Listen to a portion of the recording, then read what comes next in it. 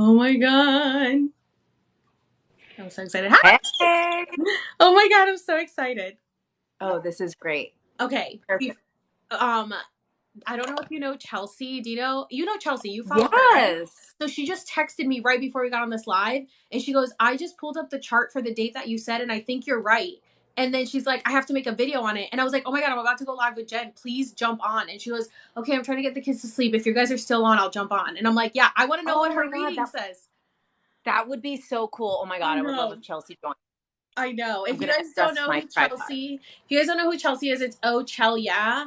She does like astrological readings, birth chart readings, all the everything. She did my birth chart reading on fucking point. She's so good. It's well worth. She'll do well, I don't know if she's still doing them, but she did $100 for an hour reading, and she didn't know me. And she just like I booked it without her knowing who I was, and she sent me the reading, and it was on fucking point. She's so good. Oh my God, I'm excited. I hope she can make it. I know. I hope so. Oh my God. Hi, Jen. I'm so excited to see you like I in know. person almost. Uh-oh. Did I lose her? Oh no. What happened, Jen? Come back. Jen.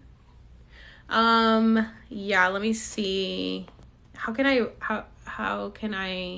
Oh, here she is. Okay. It's O I don't know if she has an underscore in there somewhere, but it's OhChelyeah. Like Chelsea and hell yeah, OhChelyeah. Okay. Hi, welcome back. Yay. Hi, Okay, so let's everyone. talk. I'm looking at the comments here. I actually like that I'm like next to the comments on my side because then I can like actually read them. Yeah. As she switched timelines. Oh my God. Oh, you Okay. guys are so sweet. I know I'm so excited there's so many people on. Okay, so let's talk. So a lot of people are asking, yes, thank you to whoever tagged. I think that's her OhChelyeah. I think there might Yeah. be Oh, is oh there an yeah. H in there? I'm not sure. Can we do split screen? Can we do split screen? I don't know. See if you can do that on your. Let me see. Well, it's already on. Yeah, so the reason that we couldn't do like a regular joint live is because for some reason, my TikTok has just been out of control. They literally are like barely letting me post anything. And I sent Alex a screenshot. She's like, "Oh yeah, you could just set up a live here." It was just blank. Like when you click on that page, it was just blank. Yeah, that's so weird. Why? I don't know why it did that. I was like, yeah, you should be able to. Does anybody know how I can do a split screen? I've done a split screen before, and it's only been when I go to co-host and I see my friends are online. So maybe if you don't send a guest request, the only thing is that you're gonna see your followers' comments and I'm gonna see mine, so we can't both see them. That's the only issue if we do a split Oh. screen. So if we do it this way, then we can both see everybody's comments. Okay, yeah, because I'm sure people are going to ask questions. Yeah, so we should do this. And also for you guys, if you guys end up missing any of this, as long as we stay on and TikTok doesn't mess with us, we'll be posting this on our YouTubes so you guys can watch it. And I'm gonna be converting this to an MP3 to put it on my podcast as well. So we can do that. And Jen and I were talking about possibly doing a podcast episode. So I'll put this on, but then if we end up doing another one, we'll have that one on too. So that'll be fun. Okay. Oh. So let's talk. We have so many people here already. I This is know. great. I've never had this many people.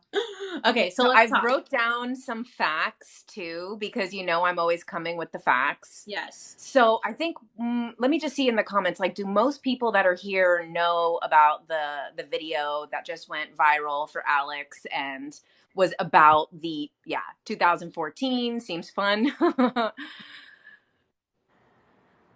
Um, Okay, good. So a lot of yeses. Most people know. So we don't need to go really over that again. all right. Yeah, it's crazy. I'm so happy that you guys get it. I've gotten a lot of hate comments, which I just stopped reading the comments. There's like 20,000 comments. There's no way I could ever get through them.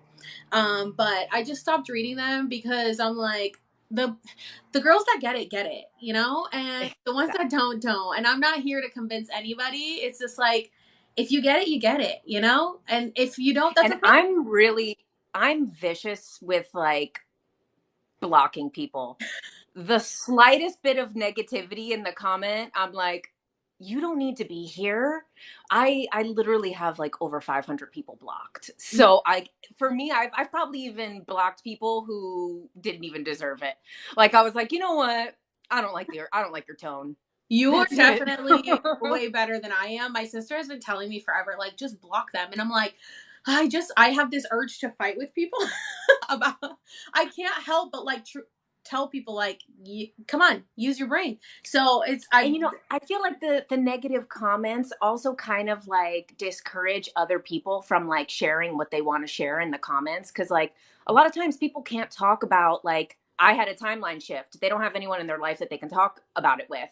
So sometimes them leaving that comment is them being able to get that off of their chest. And if there's a bunch of assholes in the comments, are we allowed to curse? Because we're both on thin ice I know, with we're TikTok. both on very thin ice. We got to be careful. We got to be careful. Yeah. When I first started talking about all this stuff last year, I went live and my live got banned right away because I was talking about like the simulation and the Matrix, and they were like banned. That's a trigger word. So, Yeah. what is Phoebe D? She's like that big TikToker that she does like mermaid videos. She's actually my mutual. We follow each other. I think it's Phoebe D, right? So she posted a video about that word, the S word, being like one of the words that you can't put. So she would put it in her bio, and then her bio wouldn't get approved to update. So it's like that's one of the trigger words that gets you, which is very interesting. Yeah. It rhymes with stimulation. Apparently, you could say stimulation, but yeah, I'm surprised they let me have a playlist labeled it. Right. And the my live that day was called the M8 So I'm not surprised that they banned that one right away. I love this. We didn't get notified that you were live. Oh my god! Who's the Antichrist? You guys. Antichrist. I know that whole thing with the Antichrist. I honestly just like tell you guys what happened behind the scenes with that. After that happened, I got like a really bad feeling and was like, I had to meditate. And then I asked the Akashic Records, like, did I do the right thing by posting that video? And literally the energy that I got, my guides were like, I was like, oh shit, they're pissed. Oh no. They basically said, even though like I know a lot of people enjoyed it, they said that basically that was information that not everyone was ready for. And when people have information before they're ready for it, it could have negative effects on them. So, that's why I had to do the Earth Shift series to make sure everybody knows how to get out of that dark timeline. Yeah, it's definitely not something that people aren't ready for. I was actually just pre-filming before this real quick. I had somebody that asked me, if the world ended, then where are we now? And that's like such a hard question to answer. But well, if it's just a hologram, right, we're kind of still we're like basically, is it any different than like a video game where yes, unalive in a video game and then basically just you start over at the last checkpoint? Right. So my answer for those of you who are here and you're going to hear it first. What I said is so hard to explain in 3 minutes. I don't have the 10-minute option. Do you? No, I think it's only for videos that are fully uploaded. I don't think that you can record a 10-minute video yet. You can upload a 10-minute video. Interesting. Which only my backup account got it. They notified my backup that they have the 10-minute option. I'm like, great. Oh, that's nice. I don't know if I'm figures following your backup. I probably am, but my backup is Alex. Everyone go follow our backups in case we're gone. Yeah, my backup is mine is JK Ultra and backup. JK Ultra backup. Yeah. And what's yours? Alex serves facts. Facts. So somebody asked me that, and what I answered was, listen, we're all on different timelines. Like, a lot of people are commenting, what if I didn't feel the shift? What if I didn't feel it? And I'm like, that's okay. That just means that you're not on this timeline, which is okay. It's just eventually, like you've said on your videos, people chose their path. So if Mm-hmm. your soul isn't ready to be on this timeline, then you will eventually get to it when you're meant to get to it. And what I said, I don't know if you guys have watched the movie Mother with Jennifer Lawrence. Amazing movie. Please go watch it. Nobody got it. It got horrible reviews, but it clicked for me the minute I saw it. I was with my friend in the movie theater and she was so confused. And I was like, how do you not get this movie? It's so obvious. Like, I saw everything that I was supposed to see. And the movie represents what our planet goes through. Like, yes, our planet like restarts. It's like a game. It just restarts. Like, let's try it again because we fucked it up this time. Let's try it again. And so I Mm-hmm. feel like we keep restarting because history keeps repeating itself because we keep doing the same thing over and over. And until we shift the whole higher consciousness and shift our realities, then things are going to keep repeating. Like, why do you think everything keeps happening over and over and over again? We have to change it and then we can shift into another dimension and another timeline. You Mm-hmm. know more about the whole like 3D and 5D thing. So if you want to help explain that, that'd be great. Yeah. And I think now that we have, oh, I love that comment. Earth is a living library. It sure is. Um, so now that we have like a bunch of people in here, I have some really interesting facts that I looked up right before we started this about the Ethiopian calendar, the whole thing, because there was some questions about, how many days are in a year then and all of that. So, okay. The Ethiopian calendar is 13 months. 12 of those months are 30 days. The 13th month is 5 days long. So it's not a full month in our definition of months. And then in a leap year, it's 6 days. So just like our calendar, it's 365 days or 366. Do you guys know? I just learned this. Of all the digging I've done, I just finally put together 2 minutes before coming on here that leap years have 366 days. What? Like, like the fact that we say 365 and a quarter of those years are not just goes to show what crap time is in general, how it's just a construct, Yeah, it's and not like, real. where did the leap year come from? Like, why do we have a leap year? I don't even know. So that's because of it basically has to link up with the solar year. So where the sun reaches back to the same point. So they say that's the reason that they got rid of the Julian calendar, was because it wasn't linking up with the equinoxes and the solstices on the days they were supposed to be. However, there's a little conspiracy around that. So the Protestants felt that the Gregorian calendar was being implemented by the Catholic Church so that they could discredit the Protestant movement. So I noticed in your video you had that it was 1582 that we started using it. But then when I looked into it, it took 200 years for it to get implemented into the United States, the UK, all of these countries that were basically English and their colonies. Um, so what's really interesting is in the year 1752 in the US, the calendar went from September 2nd to September 14th because they switched calendars. So they lost those days. They changed the calendar, and then that month was only 19 days because they switched calendars. We are living in someone else's imagination. That's why. That's true. Yeah. Yeah, I saw a video that said that, and I'm like, 100% we are. Like, people just make shit up, and then we just follow it. And I mean, that's kind of what's going on anyway, because it's really just our perception that's creating the reality.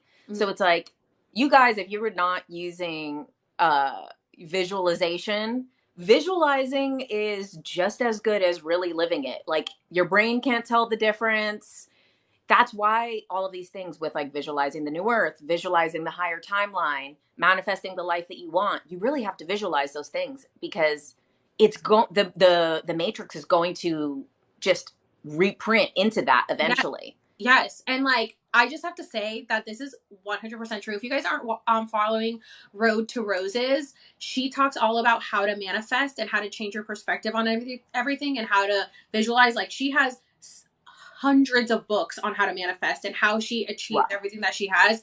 And my sister's the one who got me into manifesting, but she's been doing her vision boards forever, like years, and she has accomplished everything on her vision boards and her dream boards. And just before I moved to San Diego was the first time that I drew mine, because I'm not good on the computer and I didn't want to clip magazine clippings, and I was like, I want to draw it. So I drew mine out, and I'm not kidding. I drew that in, what was it, right before I moved here in June.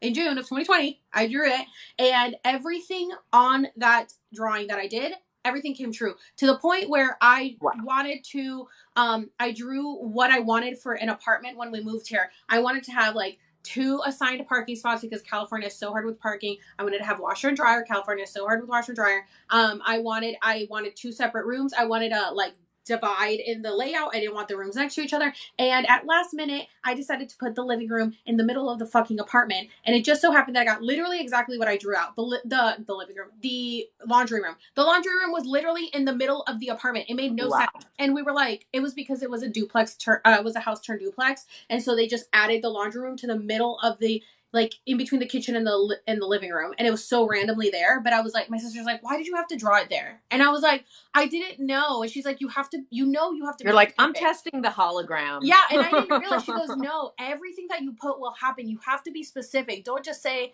like, oh, yeah, I want this, and then not be specific, because you may get it, but it might not be what you want because you weren't specific. And you also can't put anything negative. Don't be like, oh, I'm not gonna lose, because your brain is hearing lose.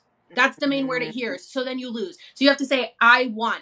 And you have to say it as if it already happened. And then you win. So this year, I did my vision board. I drew it this year on January 16th. And I drew on there that I wanted to reach. First, I did it on the computer. My sister did it for me. And I said I wanted to hit 250K for my year goal. And I hit it yesterday.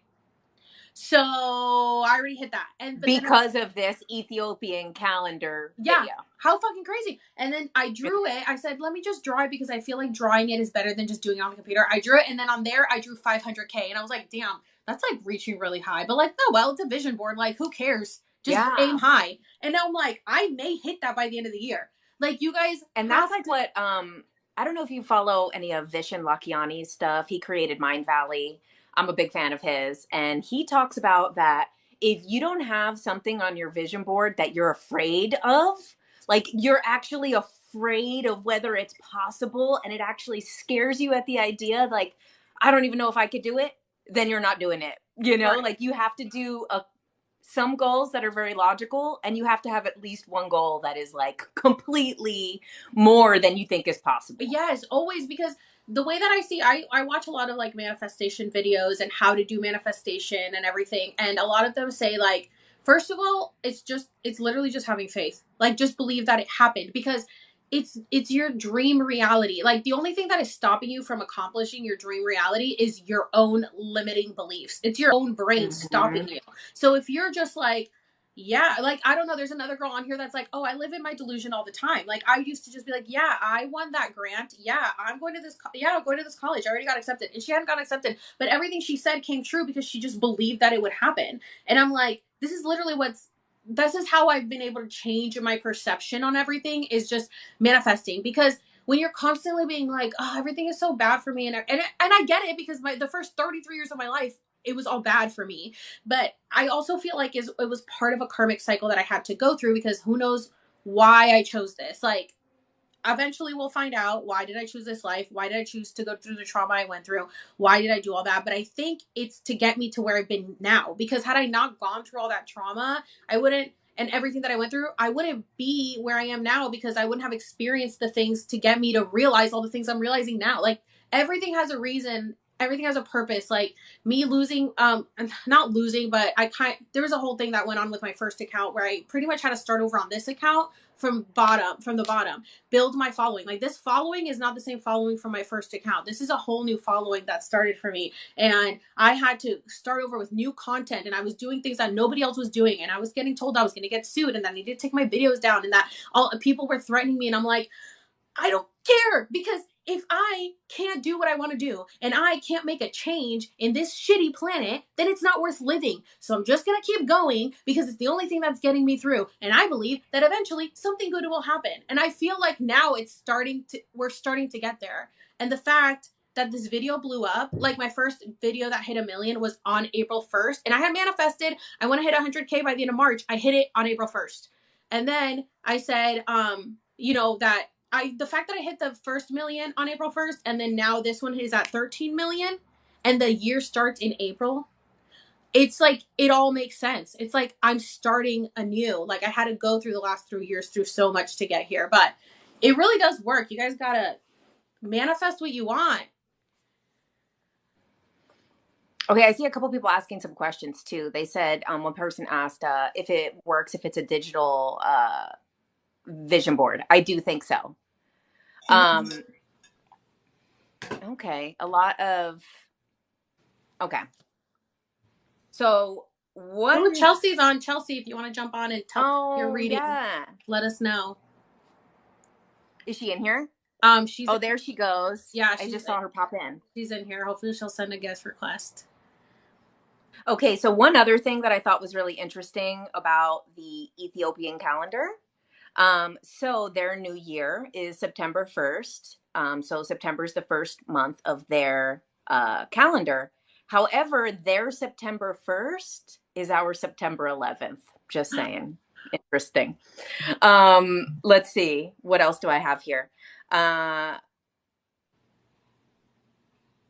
They celebrate Christmas on January 7th, just like Orthodox religions do, because the Orthodox religions go based off of the Julian calendar.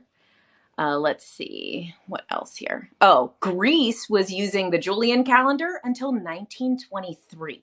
They just switched to the Gregorian calendar in 1923. Wow. Oh, that's crazy. Freaking nuts. Yeah. Okay, those were just some of the interesting facts. Let me see. I think I got them all. Also the Jewish calendar, which is from 3761 BC. So even older than all of them. It's 12 months, but in a leap year, it's 13 months. And so their leap year is a whole extra 30 days. Pretty interesting. Oh, wow. So they have 384 days in a leap year. Crazy. Okay. Those were some interesting facts that I wanted to, because some people asked just like some other questions about like, what is the 13-month called? I'm like, I don't know. All of the names are in Ethiopian. Yeah, I don't know how to say it. They all have different names in Ethiopia for the months, but if I'm going to translate it to English from just reading it, it's Pegum. It's Pegume. That's what the 13th month is called over there. But yeah, I think it's interesting that it's only 5 days. Oh, guest request. Let's see if it's Chelsea. Oh, Chelsea. Okay, I'm going to connect Chelsea. Let's see. Is she coming on? Oh my gosh. Can you hear me? Yeah. Hey. Hey. It took me forever to figure out how to do it. I'm so old. I had no idea. This is our first time. Well, my first time too. Oh my God. Spill the tea, Chelsea. Let us know what you found out. Listen. Okay. And I had to do some research. And I wrote some down. First of all, there's 2 different calculations that you can do for like astrological charts. So there's like the tropical calculation, and then there's the sidereal calculation. So I ran both just to see like what was going on that day, because technically sidereal calculates the planets exactly how they are, and tropical doesn't. But anyway, so I was like, I don't know like which version might be, but in the Western chart, listen to this. So on that day, around 6:13 at night, like Central Time, I had to write it down because it's on my phone, but the moon and Neptune were in an exact conjunction, not just to the degree, but to the minute at 16:15. And I don't know numerology, but I went and I looked up the numerology of it, and I'm going to get to like the Neptune and the moon stuff. But when I looked at the numerology of 16:15, it says like something along the lines of like, expect strange things to happen. What date was this? Was this in 2012 or 2020? December 31st, 2019. Yeah. So the day that you said in the video is the one that I looked up. Is there a different day? No. That would be it based on. Yeah, we just wanted to know what date you were looking at. If it was the December 21st, 2021 or December 31st, 2019. December 31st, 2019 is the date that I looked at, around 6:13. And so when the moon and Neptune get together, first of all, also, it was sitting in the sign of Pisces, which is literally about the astral realm, about the outside, about things that we don't know out in out in space, literally. Neptune is very much like about spirituality, consciousness. Aquarius is also a little bit about collective consciousness, but mainly Pisces is about like spiritual consciousness. And so when they come into a conjunction with each other, which is what it's called when they get right next to each other, it like really intensifies and amplifies the energies of whatever zodiac that they're sitting in, and also like their planetary energies. And so not only is like, because the moon also, I know everybody thinks the moon is just about like your reactions and your emotions, but it's also about your subconscious mind and connection to ancestors. That's important. And then Neptune, again, is about like the planet that is literally just like about, like literally about aliens and anything in the astral realm. And so when they're sitting in Pisces, it's like amplifying this spiritual consciousness. And so when they come together, it's intensified. And the numerology of the 1615, when I like went and looked it up, I was like, what? Expect strange things involving like spirituality and like raised consciousness. It was fucking wild. It's also crazy that it was in Pisces, because that's essentially what we believe the age of Pisces ended and entering the age of Aquarius. Oh, exactly. Wow. Yeah, well, technically, a lot of people think that age of Aquarius was a little bit before that, but there's like debate about it just because of the calculations. And then there was something else, but we also had a massive stellium. So we had, hold on. Yeah, so Mars, no, Mercury, Jupiter, the south node of the moon is about collective karma, the sun, Saturn, which is about just generic karma, and Pluto, which is like really big volcanic shifts, which we would heavily associate, if you're talking about like an earth shift, we would probably associate it with Pluto if we're talking literally. And it was sitting at the top of the conjunction, so it was like the top girl, like, hey, look at me, like I'm about to fuck shit up, I'm at the top. And so Pluto is like just like trickling down, and he's really heavy. And then we've got this massive conjunction of planets, which is about like expansion, the expansion of the mind. If the south node is there, it is also, it's not about like moving backwards, but it's about like what we have collected karmically as like a whole. And so we've got like the moon and Neptune going on over here, like trying to expand our spiritual consciousness, and that big conjunction of planets forcing it onto us and like not allowing us to like get away from it. And if we're looking at the chart with like the ascendant of Cancer at that exact time, it's happening in the 7th house of other people and contracts. The 7th house is about contracts, soul contracts. Wow. So it's just like, when I saw it, I was like, what? Excuse me? Yeah, and it's all happening in Capricorn, which is about politics. It's about societal structures. And it's literally when Pluto is sitting at the top of that massive stellium of planets in Capricorn energy, it's literally breaking down societal structures. It's just, I can't even like, it feels like it's like it's not real. Like I was looking at it and I was like, no way. Wow. So all that was and on the thing about the 31st. The thing about soul contracts is so interesting, because one of the things they talk about with the earth shift, with the new earth, is that the person's soul has already decided. So even if someone is like not awakened, their soul already decided whether they're shifting or not shifting. So it's so interesting that is such like a crucial day for a soul contract too, because basically everyone already decided. You don't have to worry about whether people are going to shift or not shift, because they made the choice already, even if they're not consciously awake right now. You know, a lot of times people ask about like, what about my children? They don't understand what's going on. Like, you don't need to know. Some of us need to know, because some of us have to create the timeline. We have to manifest it, visualize it, and all of us kind of get on a similar wavelength to be able to create it. But like, you know, we've talked about 144,000 is what's needed. And then when you really look at it, it's less than that is even needed to create the timeline. So, you know, exactly. It's so interesting, the soul contract thing, because that's literally what's happening. If you're on earth at this time, you most likely agreed to be a part of this, or you're going to, you know, leave before.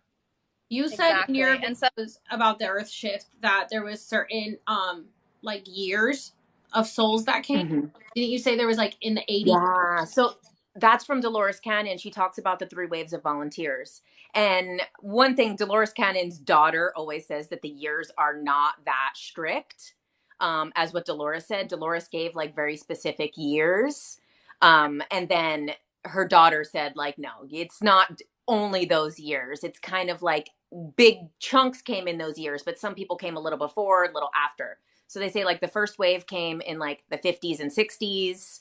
And those were like the original people who kind of like started a lot of these trends coming to the Western world of like raising consciousness, spirituality, yoga, psychics, a lot of those people. And then the second wave was the biggest wave, which is a lot of people in the 80s, most of the 80s, which is why, you know, we see that happening now because most people born in the 80s. I know me and you are, Alex. I think, Chelsea, I think you're probably 90s, right? And that's like that whole like group of that generation, mostly of millennials. That is, we see the changes now that, you know, millennials are in our 30s, you know, we're starting to see the consciousness changing. So that was like the second wave. And then the third wave is like the crystal children, which is basically, they say, from like the 2000s onward. And those are the kids that have like the highest abilities, but they kind of needed the consciousness to be raised before they got here because they're going to like come in fully with their abilities. And a lot of those kids, they say too, have, you know, they appear to maybe have some type of, you know, autistic tendencies or stuff. And it's really because their soul is just not from here. And they're not going through the whole like karmic process that the souls before were. So they're just kind of like tapping into where they're originally from. I swear Exactly. these pandemic babies, they're like legit aliens. Like pandemic babies like are born awake and they're just like, I'm here again. Like, all right, let's do this thing. Let's get it over with. They're so ahead of us. They're so smart. Yeah. It's true. My, All the kids are so smart.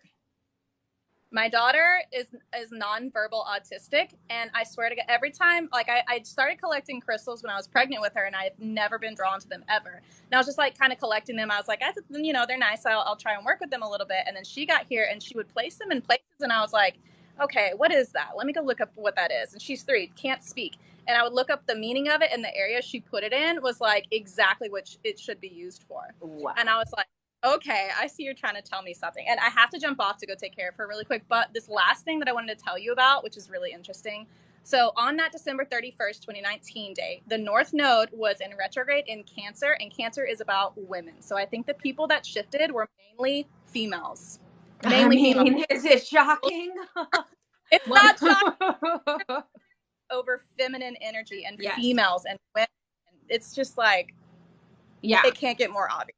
Okay, so now, Chels, next time you need to tell us when the men are going to shift because we need them. Well, like, yeah, struggling. Okay, some fighting power. Lilith had just moved into Aries on that day, which is typically like, I mean, a little bit masculine energy because of Mars. But I'll be looking at the Mars transit. Be doing some videos. Wait, can I ask you something real quick, Chelsea, before you get off? My Cancer is in Lilith. What's that mean? Mm-hmm. Oh my God. A full ass reading. Lilith is you said Lilith is in Cancer. Lilith is Cancer, yeah.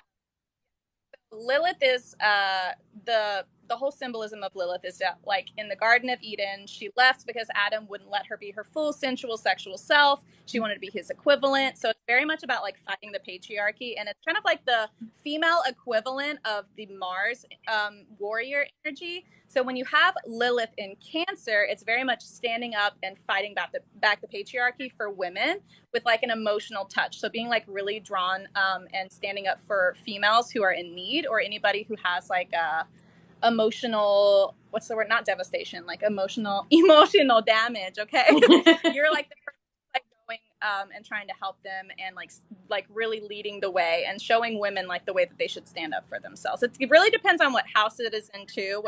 What's your rising sign? Taurus. But you said according to like the other one, it would have been Aries. So I don't know. Yeah, this is the Vedic chart. I mean, Lilith isn't really included in Vedic astrology, so it would be in your 3rd house. So it's literally about communicating and like daily interactions. Do you find yourself like looking out for women in bars and stuff? Well, I don't go to bars, but I'm always fighting for everyone. Right. Yeah. Your daily interaction. And also in like speech and communication. So since you're somebody who is very outspoken about like issues with corporations, it's not really surprising that you have it in the 3rd house of communication. So, all right, just wanted to confirm. Yeah, just wanted to confirm. Girls, thanks for coming. Thank you so much. You're welcome. We'll have to set up another one when you have time. Yeah, yeah, definitely. We'll talk about another topic. Sounds good, guys. Bye. Good night. Bye. You know, And I see a lot of comments that are like, men too. Yes, of course, men too. There's also good men, yeah, of course. I think it's also when stuff is about like women and men, it's more about feminine and masculine energy as opposed to biologically male or female. right. It's like a lot of the men that I noticed shift and start to awaken do embrace their feminine energy and their feminine qualities. Not saying that they necessarily are feminine, some may be, some might not, but like also they have that kind of like that like nurturing feminine energy. I feel that those were a lot of the men who opened up and shifted. Yeah. And at the same time, obviously I have very like masculine energy. I'm lucky that I like very much look like a woman, but like I have very masculine energy. So I definitely battle with the things that men go through too. Yeah. I mean, I plucked my chin hairs before I got on live. Okay. So I deal with it. Okay. I definitely have masculine energy in the way that I don't care about being the stereotypical girly girl. Like, I just want to be comfortable in sweats and a t-shirt. Like, I don't want to have to get dressed up and wear heels. I don't want to have to give a shit about anything. I just want to eat and chill. And also in the way that, like, I just think like a privileged white man who, like, has no limits. Like, that's my mentality. I'm like, I don't care about your authority, just like any other man. So that's how I see it. But I think it's interesting that she said that because, like, if we are shifting into the age of Aquarius, it is all about feminine energy coming out and tapping into that. And everything, like, people are asking, what's the age of Aquarius? It's, again, shifting into more feminine energy than masculine energy. It's about connecting. Oh, sunglasses. It's about connecting with the earth, humanitarian.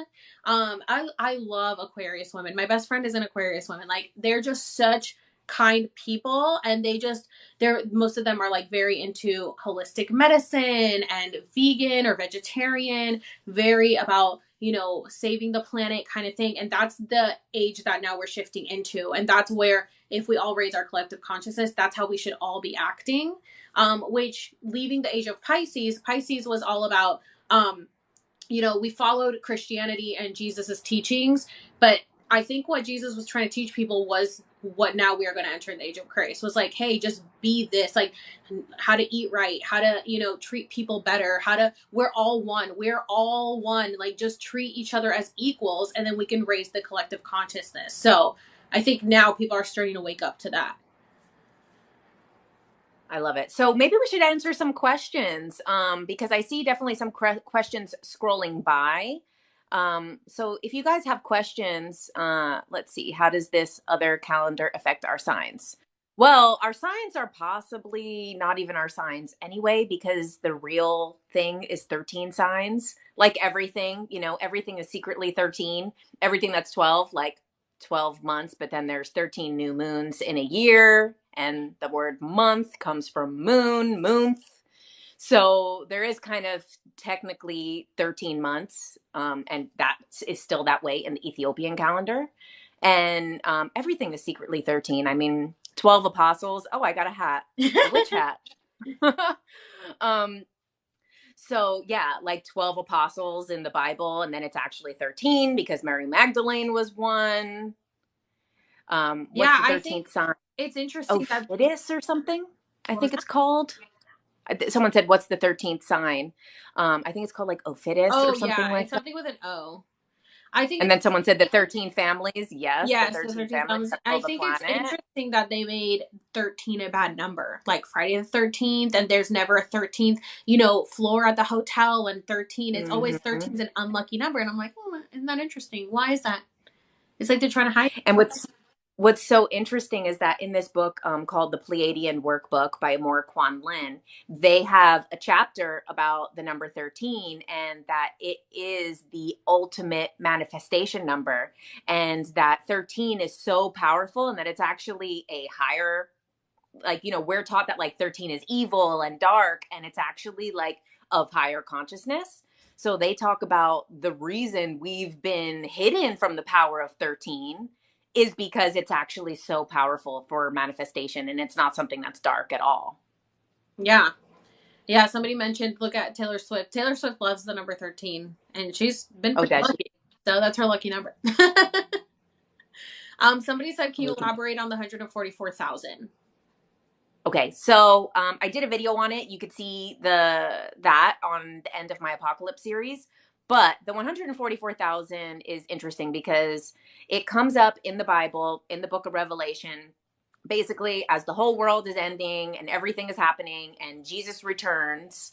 There's 144,000 people that stand with the Lamb. Now, the Lamb is often interpreted as Jesus. It doesn't directly say Jesus, it says the Lamb. And some people see the Lamb as light, as innocence, as purity.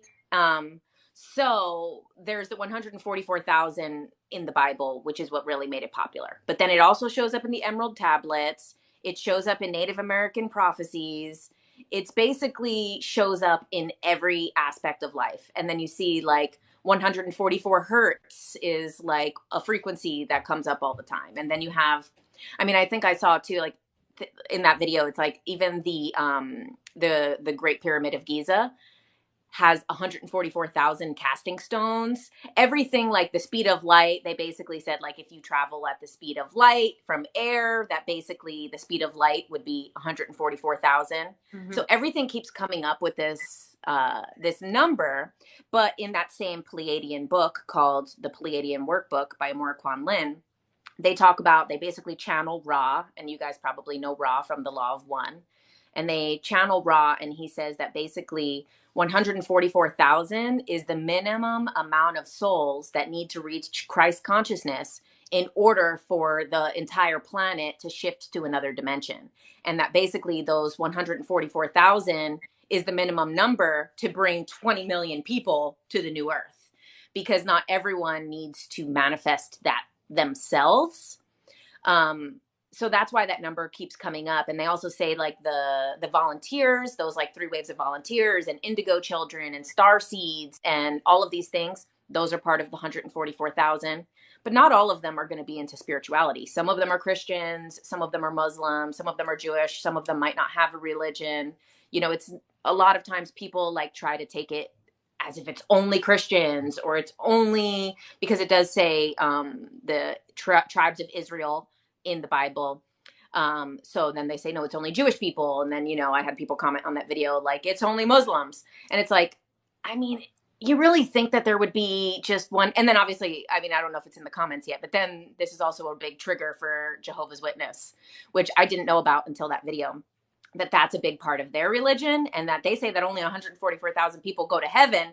Everyone else is screwed. So you better be one of them, or you all live in damnation. Yeah. But I was raised that way too, as being Seventh-day Adventist. It was like, there's only going to be 144,000. And I was like, okay, no, whatever. Like, I didn't think about it because I just never believed in like the whole, I mean, I was fed the propaganda and I felt like I had to believe it. But in the back of my mind, I didn't believe it. I was like, I don't think so, but okay.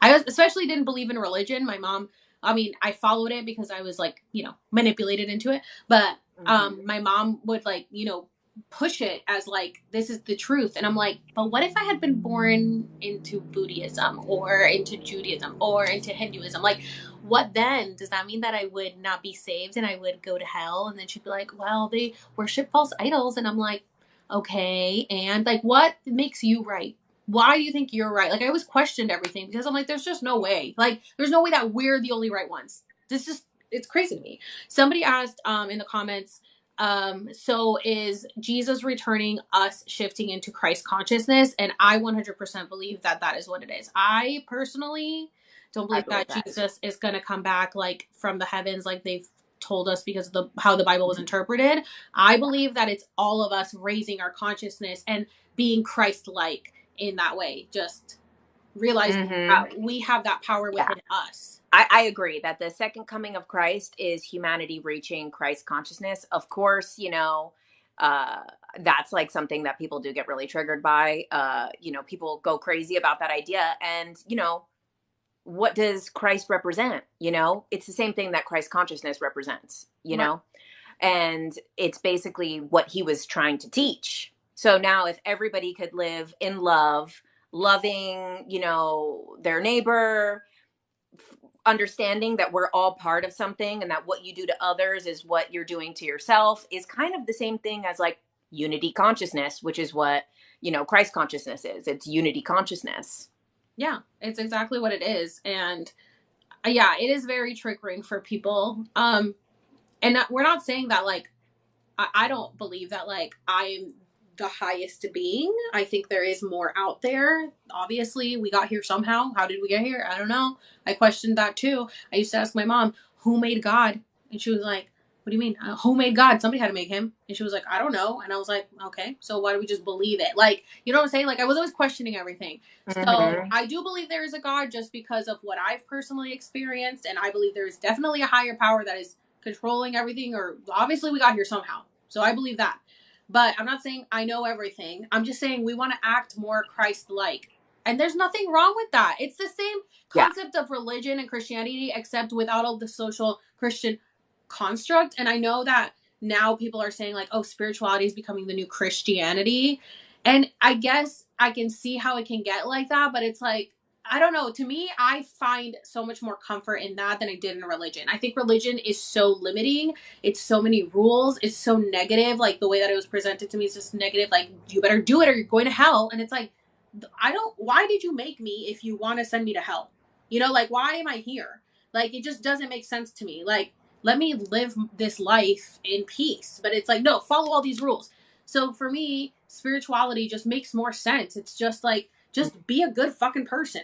Like, it's not that hard. Just treat people better and try to like help as many people as you can. And if we all help each other, then we can make a difference. But everybody's so individualistic and selfish that then nothing ever gets done because everybody thinks for themselves only instead of thinking for the greater good. I agree. Some people are saying, how are you more Christ-like? How can you reach Christ consciousness? Honestly, I really think, there's a lot of things, it's healing your trauma, which usually means forgiving. You have to forgive the people who hurt you. Cause I mean, the worst thing would be is that you have to live it all over again in another life. Like imagine we've all been hurt, parents are terrible, like this is the reality of it. And if you continue to hold on to that forever, you're just going to have to do it again because you haven't learned the lesson. So yeah, forgive others who have hurt you. Yeah. Forgive yourself. Like someone is saying in the comments, love, it's basically understanding that we are all part of something. We are all one. And that basically, when you have someone that's being a jerk in your life, it's actually yourself showing you something that you need to reflect on, and that's like the same thing goes kind of back to the whole hologram thing and the whole simulation matrix thing, where it's like we're creating our own reality. So when things happen, we're creating them all the time. So the idea with a hologram that makes it a hologram is that the whole image is composed in every little part. So if you take a hologram and somehow we're able to like chop up a hologram, each tiny piece would have the entire picture with inside of it, which is kind of like what you talk about with like God's source, the universe, where we're the whole universe inside of us. But that's the same thing with a hologram. The whole hologram, each piece of the hologram has it all. And that's why they say, like, what's that quote? Like that the entire universe is in a grain of sand, because every little part has the whole. So reaching Christ consciousness is really understanding that like we're not separate from each other. Right. Anyone who's watching this right now, they're watching us, but we're a reflection of them, of what's going on in their inner state. So like a lot of people are like, I'm worried whether I'm going to shift or this or that. And it's like, if you're here and these are the things you're interested in, you're already reflecting that reality back to yourself. There's nothing to fear, regardless of what the outcome is, and then 2 worlds are open now. I saw it today. Yeah. We're on the right track. We are. Yeah. How do we know we shift the timelines? The thing is with the timelines is that you're constantly shifting timelines, like every day of your life. Every time you make a decision, you're shifting the timeline. However, when we're talking about 5D, we're talking about a collective timeline that is so much that we can shift to another dimension or another state of consciousness that's higher, that's more aware. So you're always shifting timelines. You know, if you're like, do I want to take this way to work or this way that I don't usually go? You definitely are shifting timelines just in that process because you put energy towards both possibilities. Now, both of those exist, but you're only perceiving one. But when we talk about the collective timeline, like 5D, you know, that is where you have thousands of people all thinking of the same timeline, the same future reality. And we're all putting our thoughts, words, emotions, and actions and visualizations into this 5D timeline where, you know, then back to like the Ethiopian calendar, where like that other day that we were talking about, December 21st, 2020, which was that grand conjunction. And it was like this big astrological day. And people said that's when the new earth was going to start. When we switched that to the Ethiopian calendar and it was the end of 2027, that made me think that like, if you're manifesting the highest timeline for yourself, for everyone, for the planet, then what happens on that day of 2027? Do we then just like live and we're like, hey, we made it, like things ended up being great, it all worked out in the end, and then some other people perceive a timeline that the world is ending? Right. I wonder about that. I asked you that when we were talking the other day. I was like, what do you think is going to happen? Do you think it's going to be a physical shift? Is it going to be like, we don't know. We can only imagine. Like, we don't know what's really going to happen when it really. So Dolores asked a lot of questions over the years because obviously everyone asked the same question. She's like, I need answers. And they say, you know, it's not exactly clear to understand because it's also something that's outside of our language and our range of perception at this time. But the thing that came up consistently was that initially when this shift happens, it happens in your physical body. So it will, and you will initially in your physical body. And they say it's kind of almost like you just step through. It's not like something happens and we get like ripped apart and all of this stuff. It's kind of like you'll just step forward and something has changed and you're not fully sure what has changed. And then they say over time of being in that 5D timeline, then you will eventually not need a body anymore. But they said that's going to take time. So the initial steps, you're going to be in your physical body and it's going to be very similar to Earth the way it is now. Yeah. And then over time, as that consciousness continues to raise, people will get more abilities. People will be able to do supernatural, unhuman things because they're living in a timeline that that's possible. Yeah, I had told you that I had that dream a while ago where I got, you know, steps led up to this, but at the end I came up to a brick wall and I was like just stuck there, and I heard a voice being like, just walk through it. And I was like, what? And they're like, yeah, just walk through it.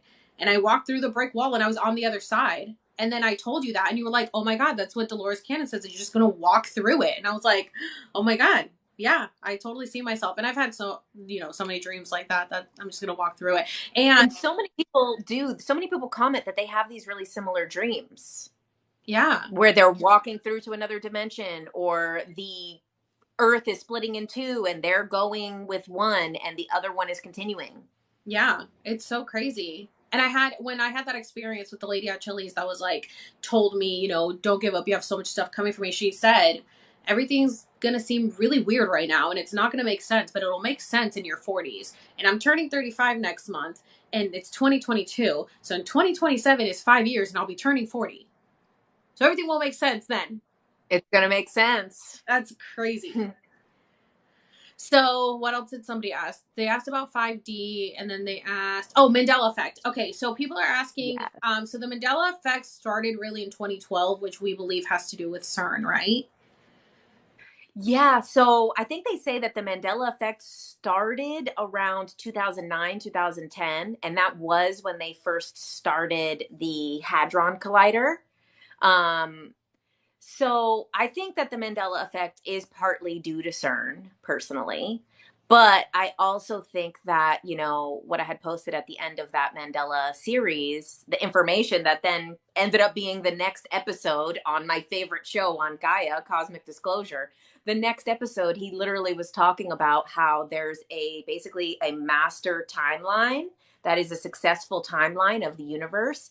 And then when people stray too far from that timeline, they'll basically be taken off that timeline and put back. So basically, if reality goes too far off from being able to be successful, it will be brought back to the successful timeline.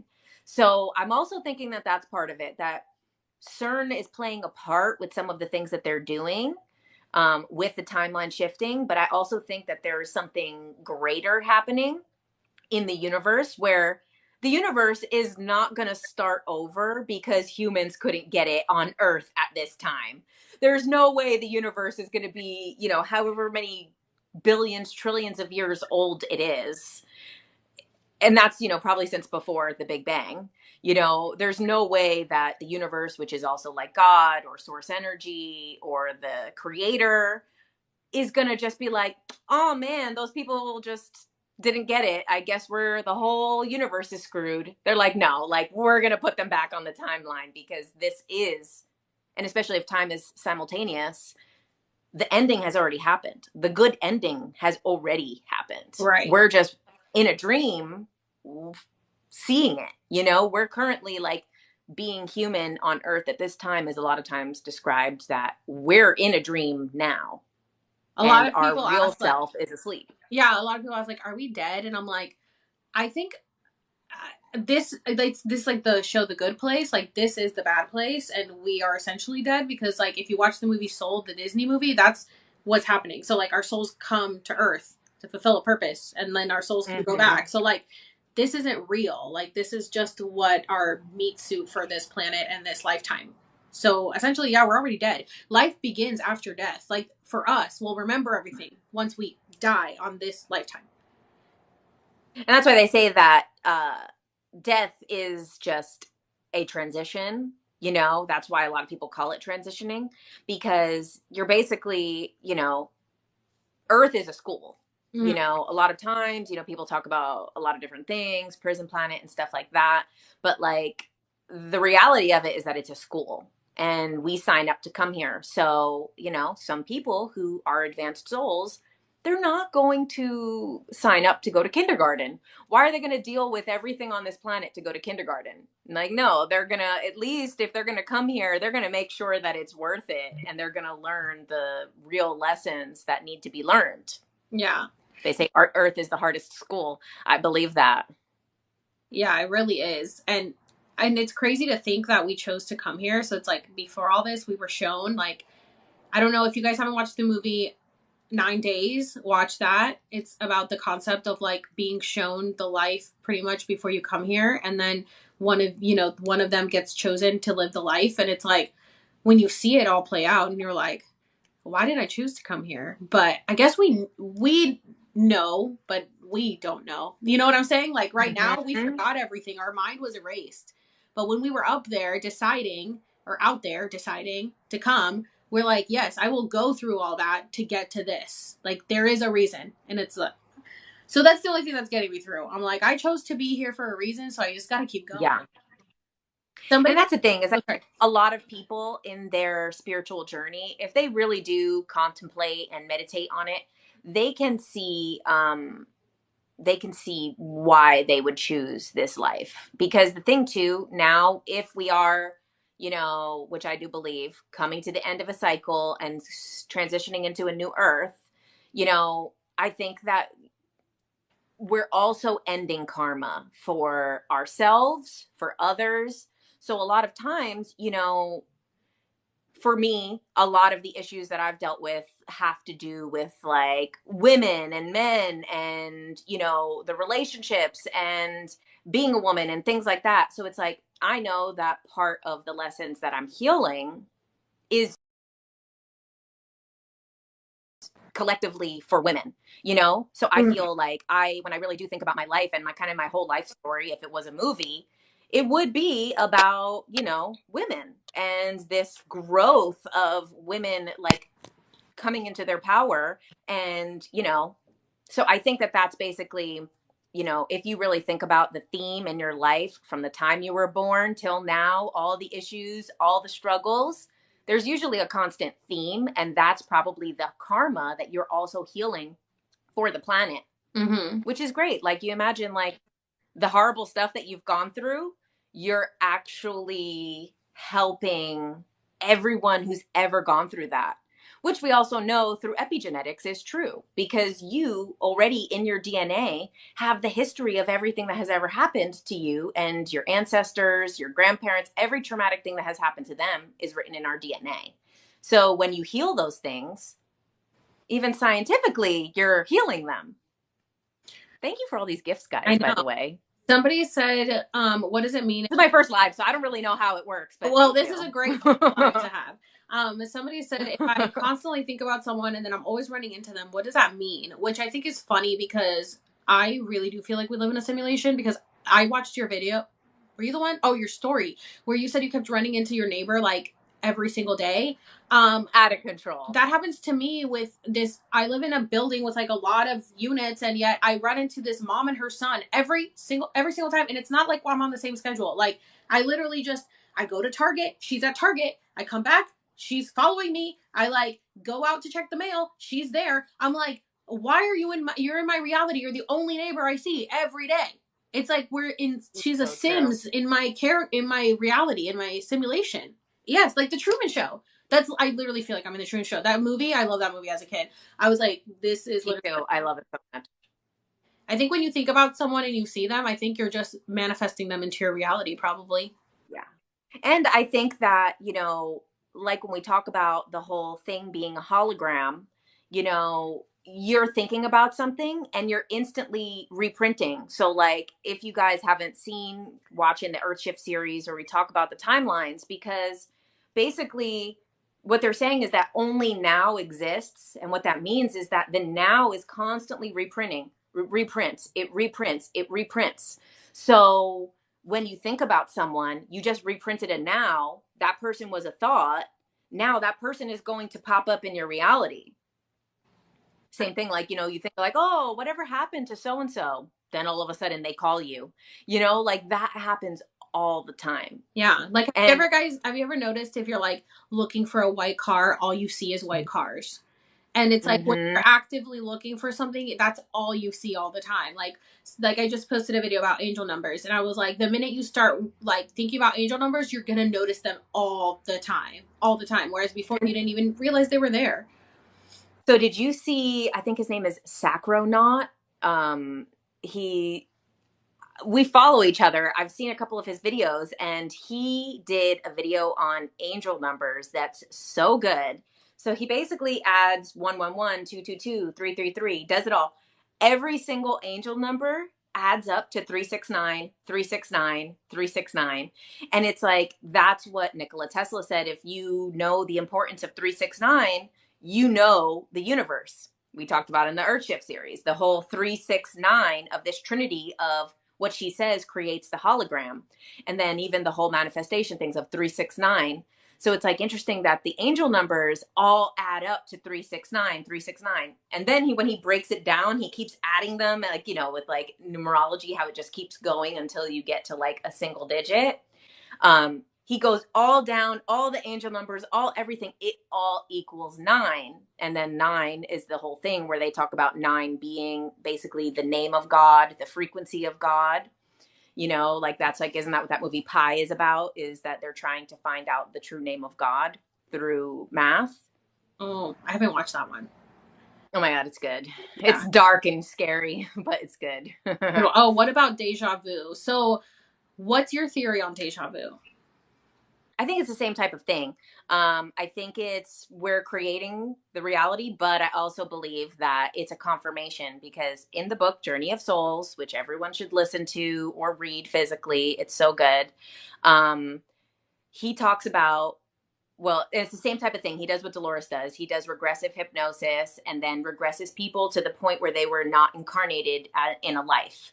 But he was a skeptic. So he kept trying to like figure out a way to prove that these people were making it up. And then in the end ended up becoming the biggest believer because he couldn't disprove it.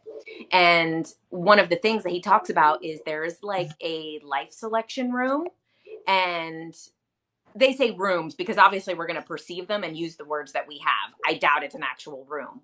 And they say that basically when you're choosing your life, after you go over it with your guide and you go over the lessons you want to learn and who everyone's going to be, and you're going to be the bad guy, you're going to break my heart, you're going to cheat on me, this is going to be great, we're going to go down there, this is going to be so much fun. And then there's a thing which is very important, which is you go to this room and there's like guides that work there, and they basically say that it looks like a screen and they show you points of your life, and they want you to like really study these moments, and they're not like very significant moments. The one that's in the book, literally he was like 4 years old and just his neighbor's necklace was like glistening in the light.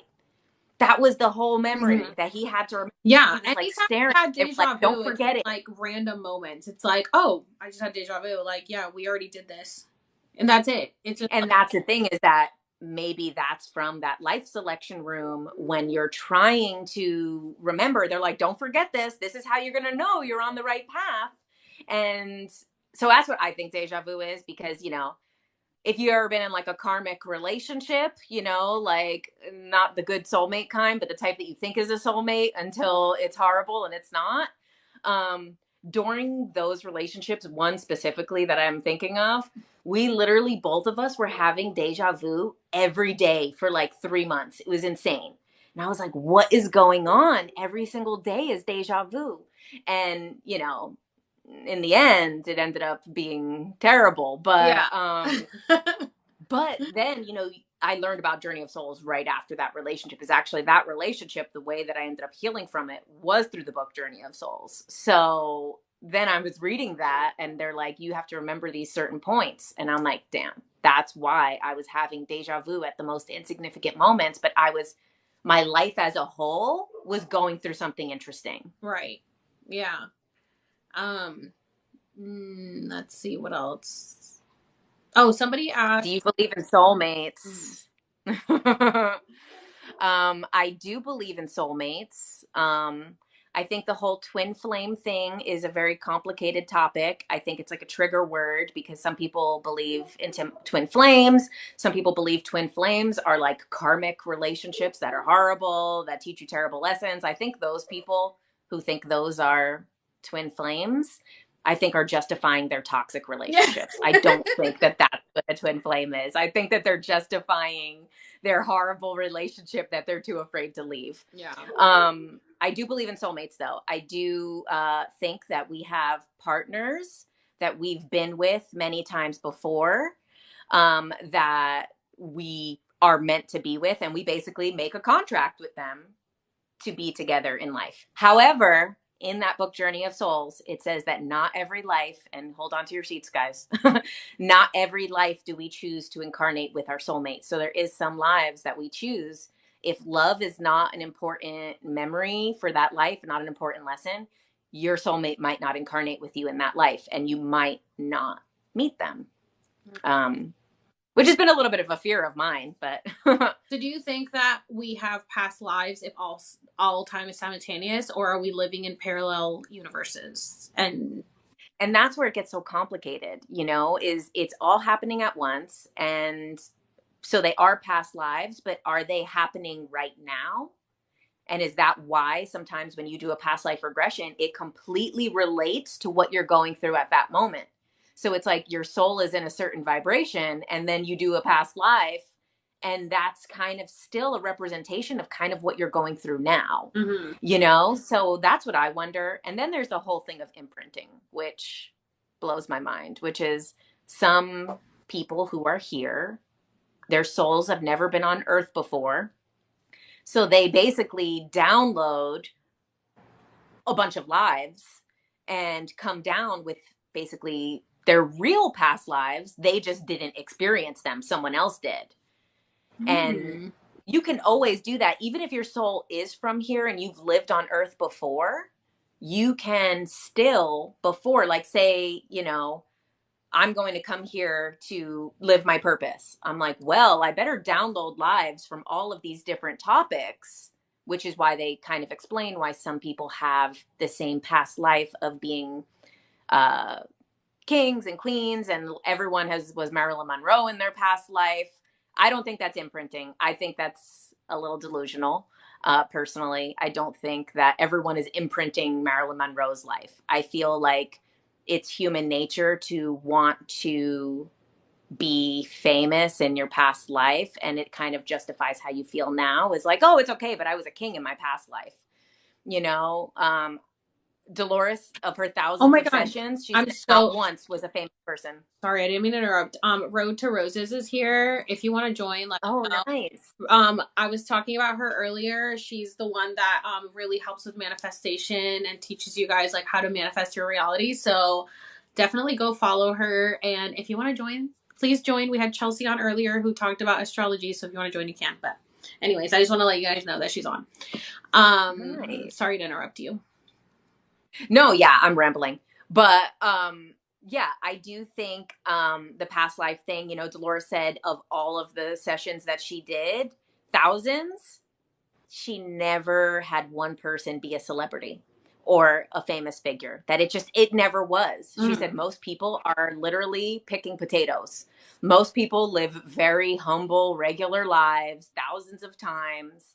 And that she said there was people that regressed to being connected to kings or famous people, but it was never the person. It was always like someone who worked for them or with them or was related to them.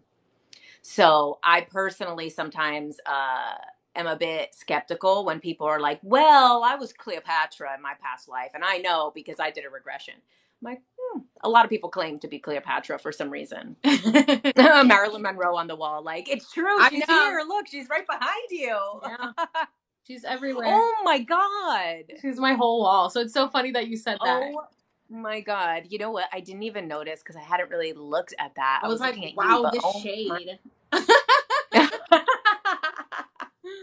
My... Somebody asked earlier, have you done ayahuasca? I'm actually doing ayahuasca for my birthday next month. It's my first time doing ayahuasca. I'll be doing 3 ceremonies. I'm so excited. So I can't wait to share my experience with you guys whenever I do it, which is interesting that this blew up right before I went on my trip. So we'll see what I see there. I'm excited. I know. I'm excited for it to hear what happened. I've never done it. I always said that, like, if it's right for me, she will find me. I'm not going to seek her out. Yeah. I'm just like all for it. I'm just like, yes, anything. I want to know. I want to do it all. I'm so excited. I also see that my friend is here. We are makers, you guys. So you follow them. They are like amazing. Oh, I lost her. I'm sure. Let's see. Oh, she's going to come back on here. Do I feel like there's a massive awakening? Yes, 100%. I do believe that there's been a massive awakening. I think everybody is waking up, which is interesting. What Jen said is that you only need 144,000 souls to ascend into, you know, the new reality. And her videos have blown up into the millions, and my video is at 13 million, which means that we've very well surpassed the 144,000 people that we need. So that's amazing because that means that we're on the right path to changing. Mm-hmm. It's true.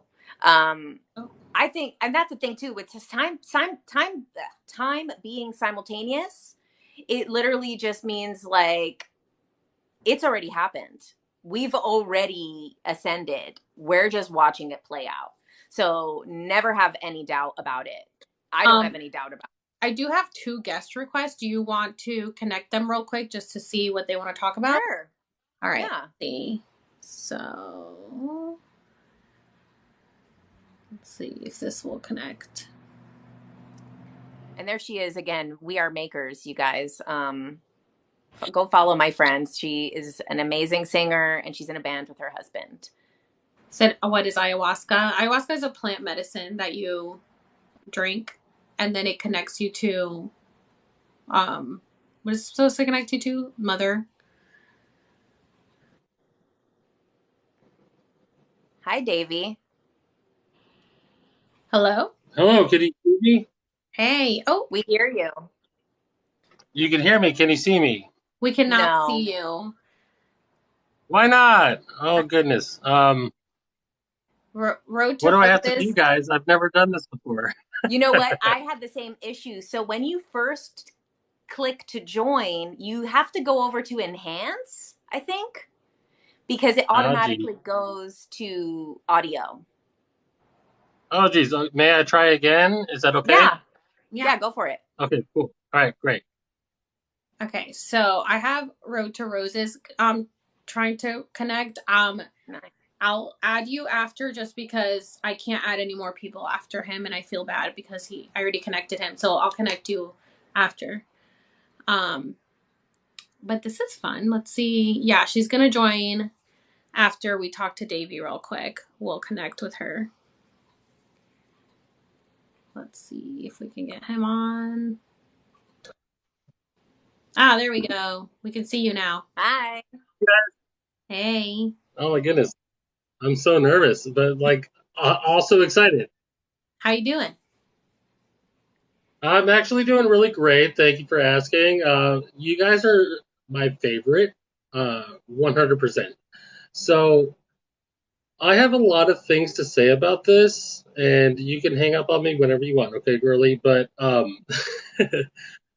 I went through something in 2019 that actually portrays to exactly what I saw your video about. I have followed Jen respectfully for like a long time. I love her. You're awesome. Thank you. Literally, like your videos are really.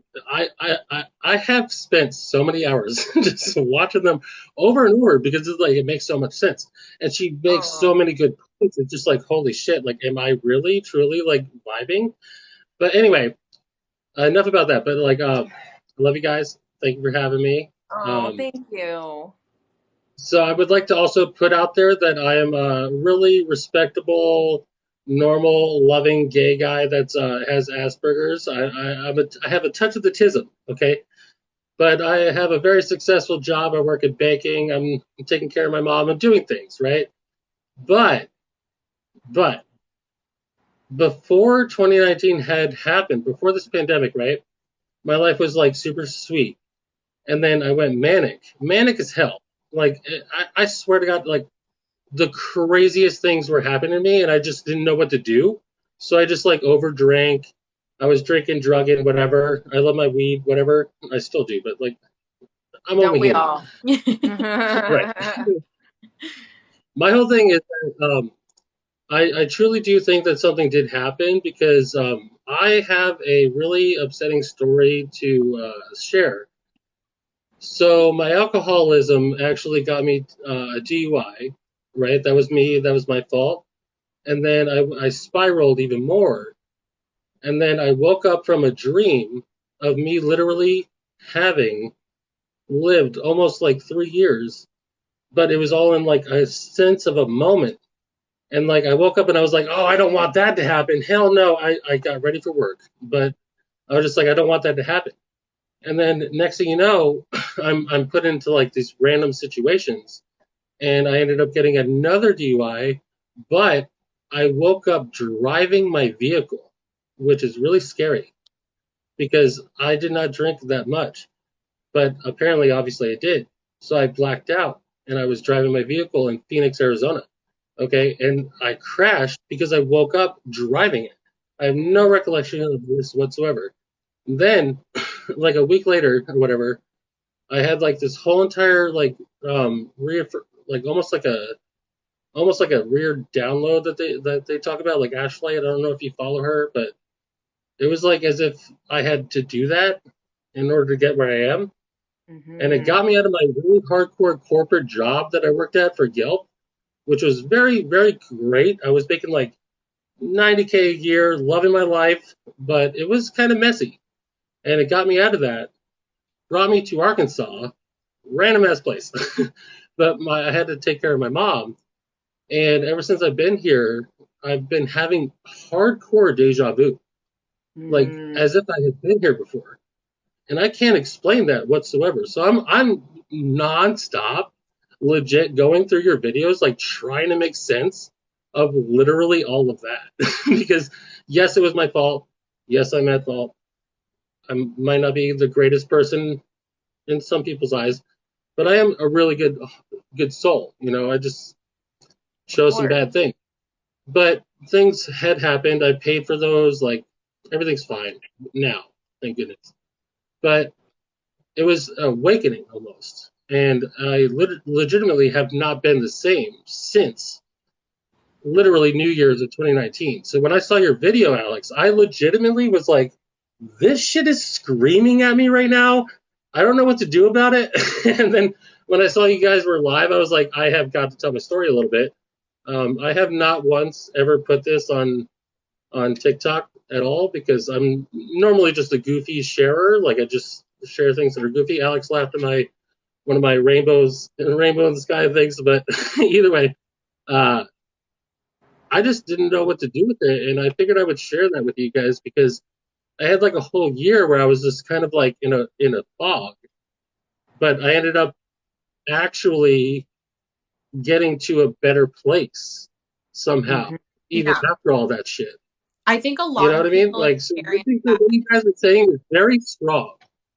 Yeah, I think a lot of people experience that. Like I said, I was at my lowest in 2019. A lot of people, like I've gotten so many messages, and I haven't even been able to read all the comments on my follow up to the one that blew up because everybody's sharing their stories, and everybody's like, "Oh my god, this makes so much sense." Like, I was at my lowest in 2019, and I had my awakening in 2020, June 2020. Like, what the fuck is happening? So everybody resonates. Like, I think we all had to go through a lot of shit to get to make the shift. And I think so too. sometimes, sometimes things happen when we're kind of resisting the path we're supposed to be on. So one of the things that comes up, like I've talked about before, I am like trained in Dolores' style of hypnosis. I just don't really do it on people often. I But would love to be one of those people. one of the things that came up during that training is like this example. This woman had a car accident where her car spun out of control, and it literally had so many repercussions in her life that were horrible for years to come, injuries and other things. And when she was under hypnosis, she was like, why did that happen to me? What was the purpose of that horrible experience? And the answer that she got was, one, it was a physical manifestation of what was happening internally. So she was internally spiraling, and then her car physically spiraled. And that basically she was not on the path that she was meant to be on. She was not listening to her inner guidance. She wasn't following her purpose. She was inner state. She wasn't reflecting on it. She was just letting it build and build. And I'm assuming, in your situation is kind of similar. What usually happens when alcohol is involved is usually there's something internal that we're avoiding, that's building, that we're not addressing, something we're not happy with in our life. And then what's happening is, you keep trying to push it down, push it down, push it down. But you need to end up on your highest timeline. So the same thing like before, they say like you'll get redirected back to the original timeline. You're going to get redirected back to that good timeline, even if it takes hell to get back there. Because, if that wouldn't have happened, you would have stayed in Phoenix. You would have stayed at that job. You would have not ended up on a certain path. And now in a few years, you're going to look back and be like, if that never happened, I would not be here today. Yeah. And that's why, they say hindsight is 2020, because you look back and you're like, wow, all of those horrible things. And, I'm sure everyone here agrees is that a lot of horrible things is what led to eventually something good down the line. I also think. And Jen, I think you actually just said it yourself. Oh, I'm sorry, Alex. Sorry, no. I was just going to say that they say that perfect vision is 2020. So I just think that's an interesting coincidence. Yes, and I'm actually going to point out, Jen, that you just said yourself that hindsight is 2020, and I think that has a little bit more saying in it than we think, a little bit more meaning than we think. Mm-hmm. Especially if 2020 is when the freaking real calendar ended. Exactly. I'm fucking saying. Like, yeah, I like that person so that hindsight is 2019. It's insane that I don't know how I found that, but it was the middle of the night and I was on edibles and I texted Jen right away because it was like, girl, please tell me that you know about this. And I hadn't even processed everything yet. So she went ahead and like did the math really quick. And I was just like, we were mind blown. And I was like, I have to make a video about this. Like, I have to make a video about this because nobody's talking about this. And I had no idea that it was going to get to that level. I was like, holy shit, like this makes sense to I'm me. happy it did. I'm very happy that it did. Yeah. Just as a bystander, I want you to know that you actually are very much onto something that a lot of people actually are not aware of, but are aware of in the weirdest way. Because like so many people are like blindsided, but yet still aware, Mm-hmm. and they're literally waking up to Christ consciousness. And it is an actual situation that's going on right now, and especially the things that are going on in Ukraine. Like that alone just points out to us that there's a lot more going on than just what we're dealing with. Yeah. And that there could be so much more. And it really, truly, truly does just stem on the fact of like how we progress ourselves as a person, not just you as a group. Like, granted, we have like 1,000 people here right now. Like, everyone's living their own lives, but it's really important to know that we are all trying our best and trying to awaken to that, whether we like to think about it or not. Everyone wants to progress. Everyone wants to be higher up. Everyone wants to get out of that funk. You know what I mean? Mm-hmm. Yeah, and that's something I told Jen was, as a kid, my mom always said, the world won't end until every person from every corner of the world has heard the truth. And I was like, now I feel like I'm a part of that because 13 million people have watched my video, and whether they want to accept it or not, they've heard the truth. So now they can decide what to do with it. Exactly. Even if it's like all the calendars, even if none of the calendars are right, the underlying truth is that time is a construct. Right. That time is And not it's still real. happening. Exactly. This whole thing of 12 months, 12 hours, 12, 12, it's all a construct that has been created. It's not real. Yeah. So regardless, at the bottom of it, of your video, of the Earth Shift series, of the Mandela effect, of all of these things, it really is at the bottom line is that time is fluid. Yes. It really is not what we've been told. And we have to break that concept in order to fully shift a timeline. Right. You have to restructure, because basically, you know, they say like people that levitate, they levitate because they believe they can levitate and the people around them believe it. And they take those people who know how to levitate and they take them from India and they bring them to the UK. They're not able to levitate in the UK because there's not enough consciousness that believes it's possible. So we do need to reconstruct our idea of what time is, because that's the only way we're going to truly change time. Yeah. Well, Davey, I'm going to go ahead and add some other people. I have 3 guest requests now. So is there anything? Thank you, Davey. Thanks for your story. Well, hey, guys, thank you for having me. I really, truly appreciate you both. And I'm going to be constant followers, so I'm going to be creeping all your shit, okay? So just so you know. Love it. But mad props to you guys for, like, cracking the fucking code, okay? I love you guys. Thank you. All right, bye, guys. Bye. Bye. All right, let's see if I can. I just have to wait till.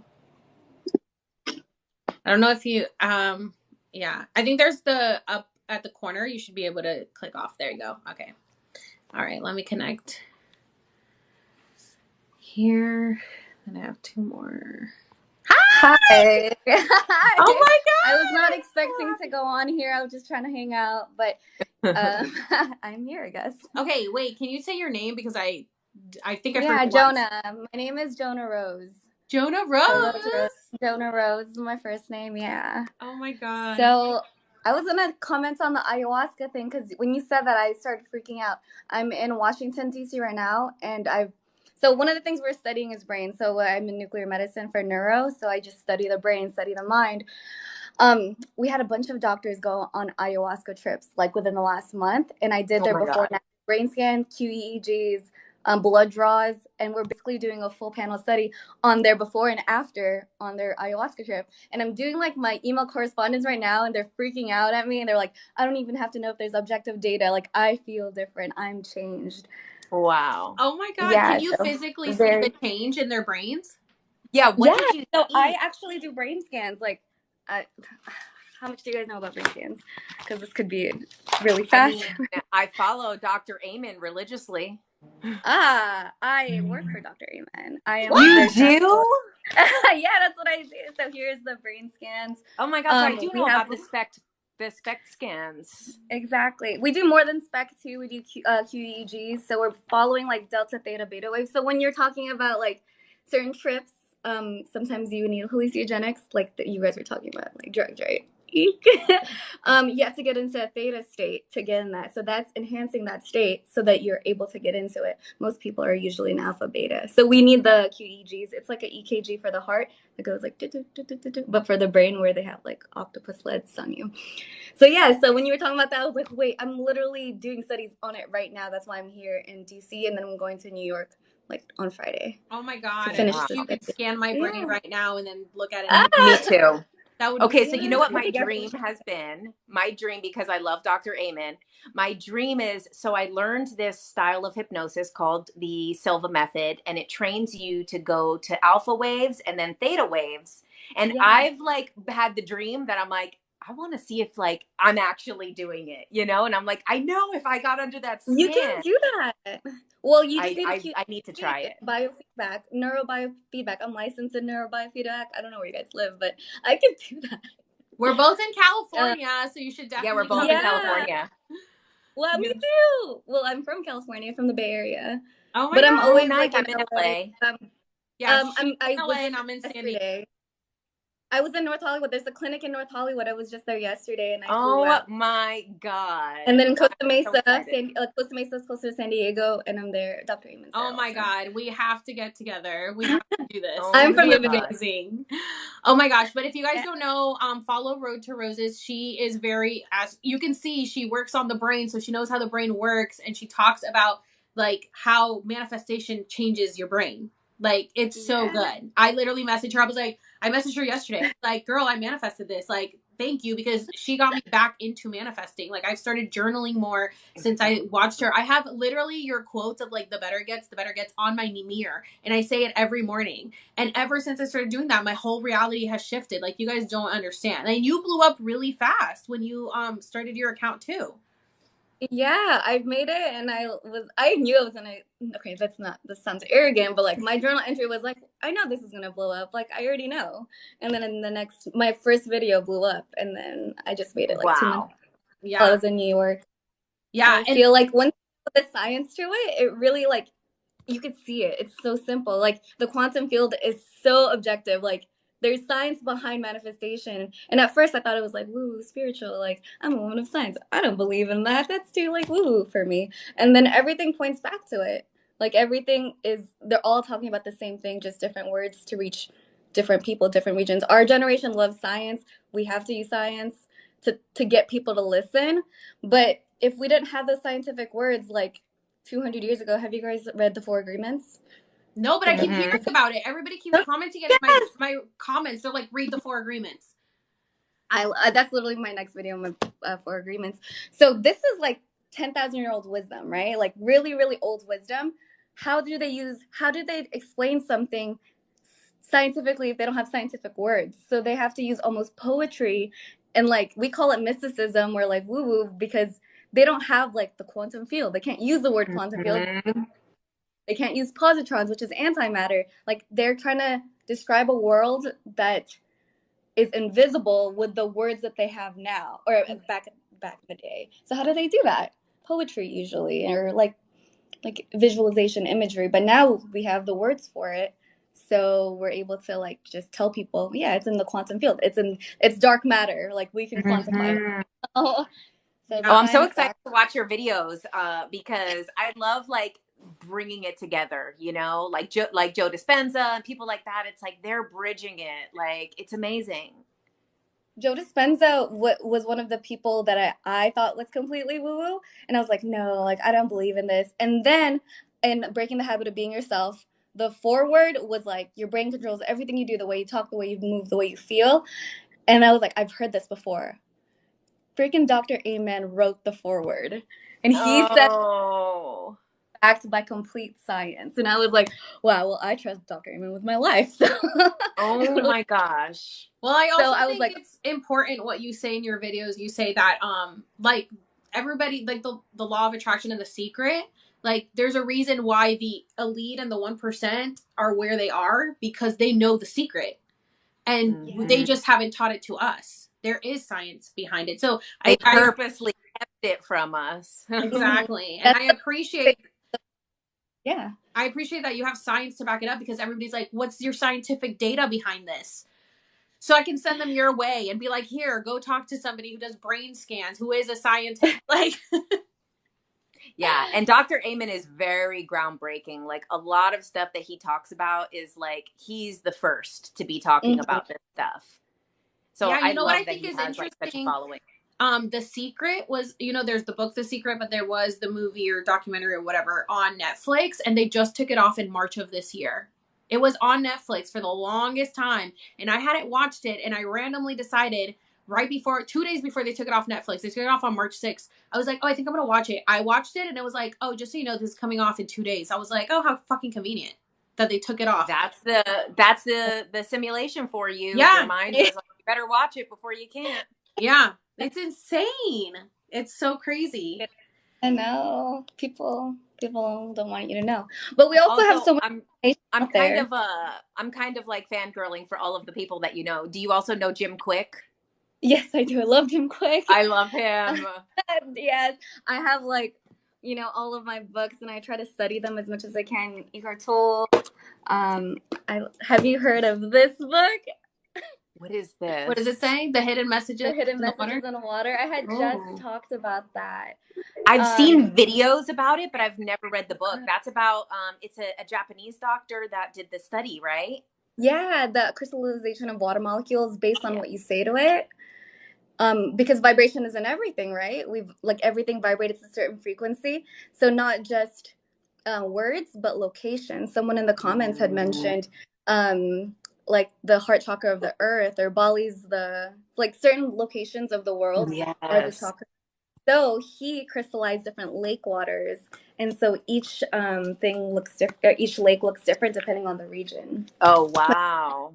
Yeah. And the root chakra is not too far from you. It's Mount Shasta. Yeah, so maybe that's why I feel all spiritual. I love Mount Shasta. Thank you so much. Oh, awesome! So this is if you say thank you to the water.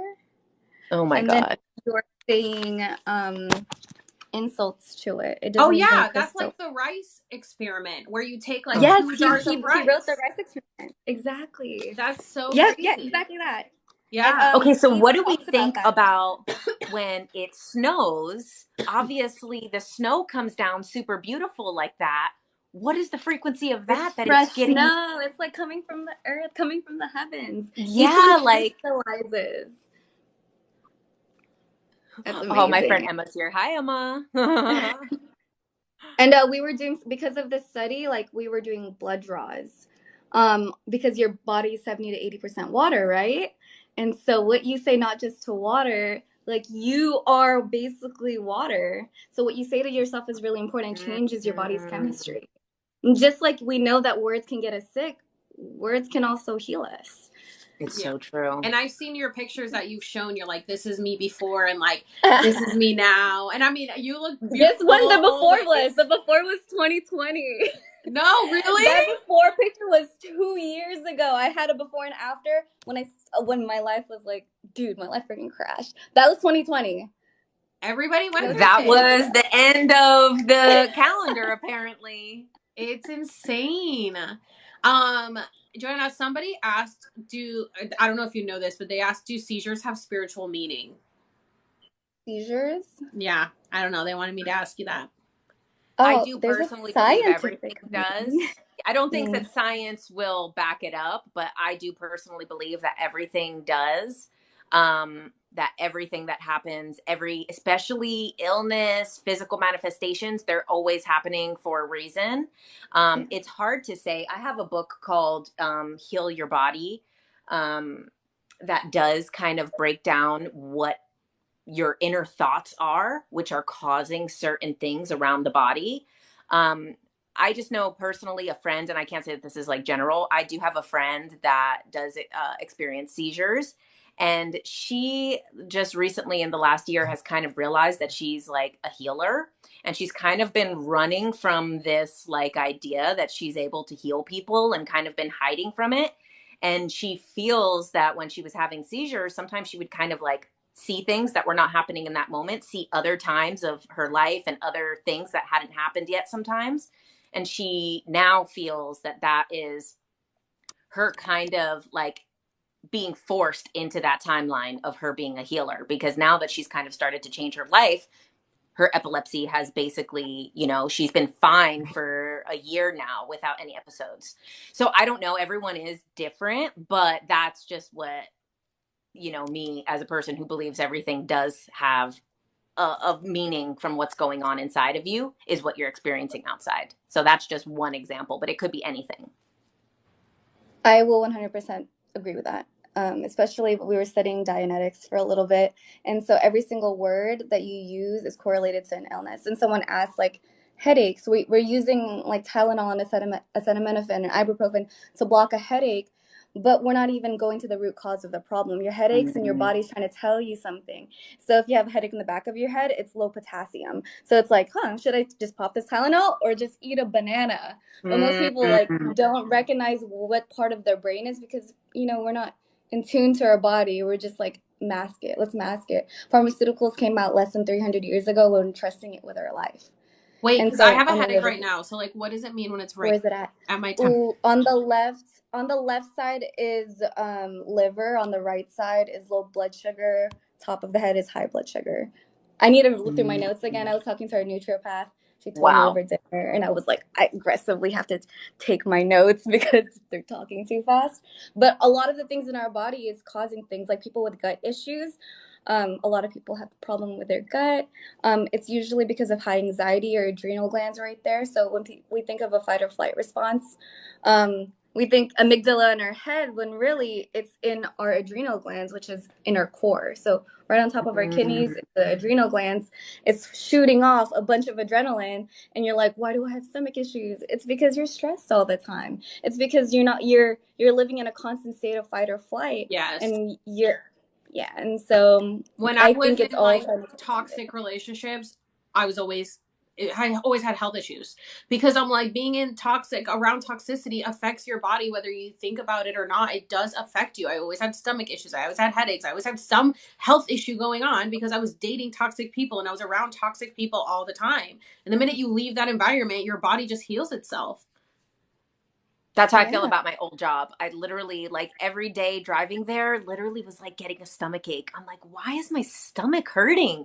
I didn't eat anything weird, and literally was fine when I quit. Like, I was like, it was literally like causing me to have a stomach ache just driving there. Oh my gosh. Yeah, it's crazy how it can change.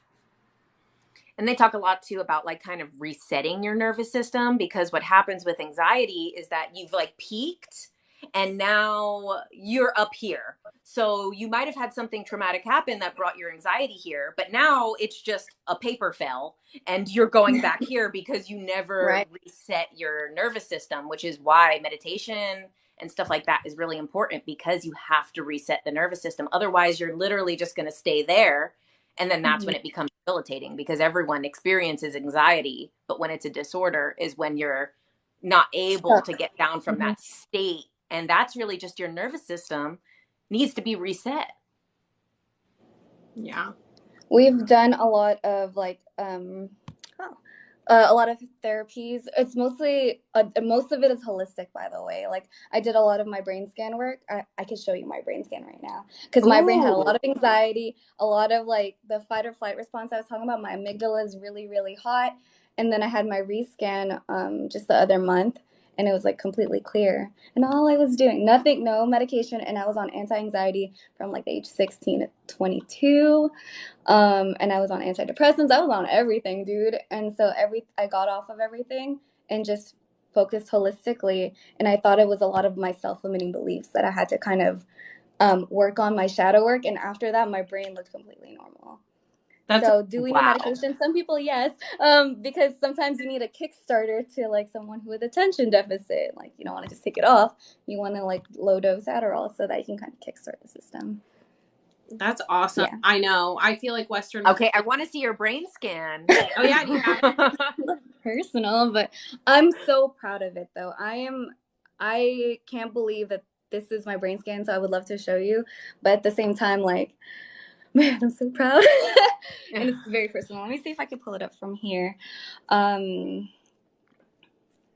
It's crazy because modern medicine just really like keeps us in this low frequency of like, it's just, we're not healing. We're just masking the issues. Exactly. If you read Dr. Amen's book, it's The Ends of Mental Illness. He talked about pharmaceuticals, and most pharmaceuticals came out in the 1960s, where basically, that was like less than 100 years ago. But now most households have it, or not anti-anxiety, antipsychotics, antidepressants, all of those things. Most households have it now. Why are we trusting this new drug that came out 100 years ago when like Eastern medicine has been used and proven for like 10,000, 20,000 years? Yeah, exactly. Yeah. And when we're coming up with our hypotheses, we're not like pulling them out of our butt, like, oh, let's just make this random thing. We're pulling from old textbooks. We're looking at scripture. We're looking at things that have been around for thousands and thousands of years. And now we're going to quantify it. We're not going to make up a random hypothesis from anywhere. We're pulling it from what has already been around. But yeah, I pulled it up. So this is my brain scan. If you don't know what that means, let me see if I don't know if I can flip my camera actually. Oh yeah. This is my amygdala right here. It looks like normal. your brain is super active. Yeah, this is normal. Wow. And this one was mine in 2020. Oh my God. This is normal. So I got a rescan in January before I went to. Oh, I thought we lost. Oh, there you are. This was my rescan. Oh wow. Whoa. This is my rescan. Oh my God. That's incredible. Look, 2020. Oh my God. When did God. you get it done? What date? In August. In August. So this is like when the crap show was happening. Yeah. This was like in the middle of everything. Yeah. So my brain was like on overdrive, hyperactive amygdala. So right here is the amygdala, your limbic system, this big thing right here. When a normal amygdala is here, you need a healthy amount of anxiety so that you don't like drive 100 miles an hour or jump off a cliff, right? So you need some anxiety to keep you alive. But then like mine was like on overdrive. Your temporal lobes are these ones right here.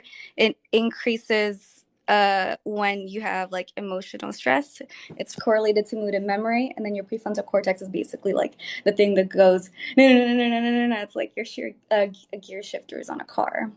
Wow. Anyways, what I got off all my medication, and I did a lot of meditation. I did a lot of reading, and then I got into this. Wow, that's amazing. So I believe in the science. I believe in manifestation. I think a lot of it is the same, just different words to explain the same thing. Yeah. Oh my God. That's so, and I mean, just the synchronicity of you working for Dr. Amen is just amazing to me, you know? Like, I love him, and I'm like so excited to like see your brain scan, because I haven't like I've only seen the ones obviously that he posts and stuff, you know, I haven't seen anything outside of that. So I'm like, oh my God, like that before and after is amazing. Like, congrats, you killed it. You're like a whole new person. I feel like a whole new person. Aww. And I think it shows like with my content on TikTok, like that was literally, I got this scan right before I made my first video, and I was like, I'm ready. Like, I'm ready. I feel free. My resistance is gone. Like, I feel like completely unlimited. You know what I mean? Wow. Yeah. Wow. A lot of cool things started happening. Jen, too. Did you go through your shift in 2020 as well? So I have a little bit of an interesting spiritual journey. My spiritual journey started, I remember when this day of 2012 happened, because I remember the whole day I was looking at the clock. I was working and I kept looking at the clock like, oh shit, like if the world ends today, I guess. And I did have a job that I liked at that moment. So I was like, I guess it's okay.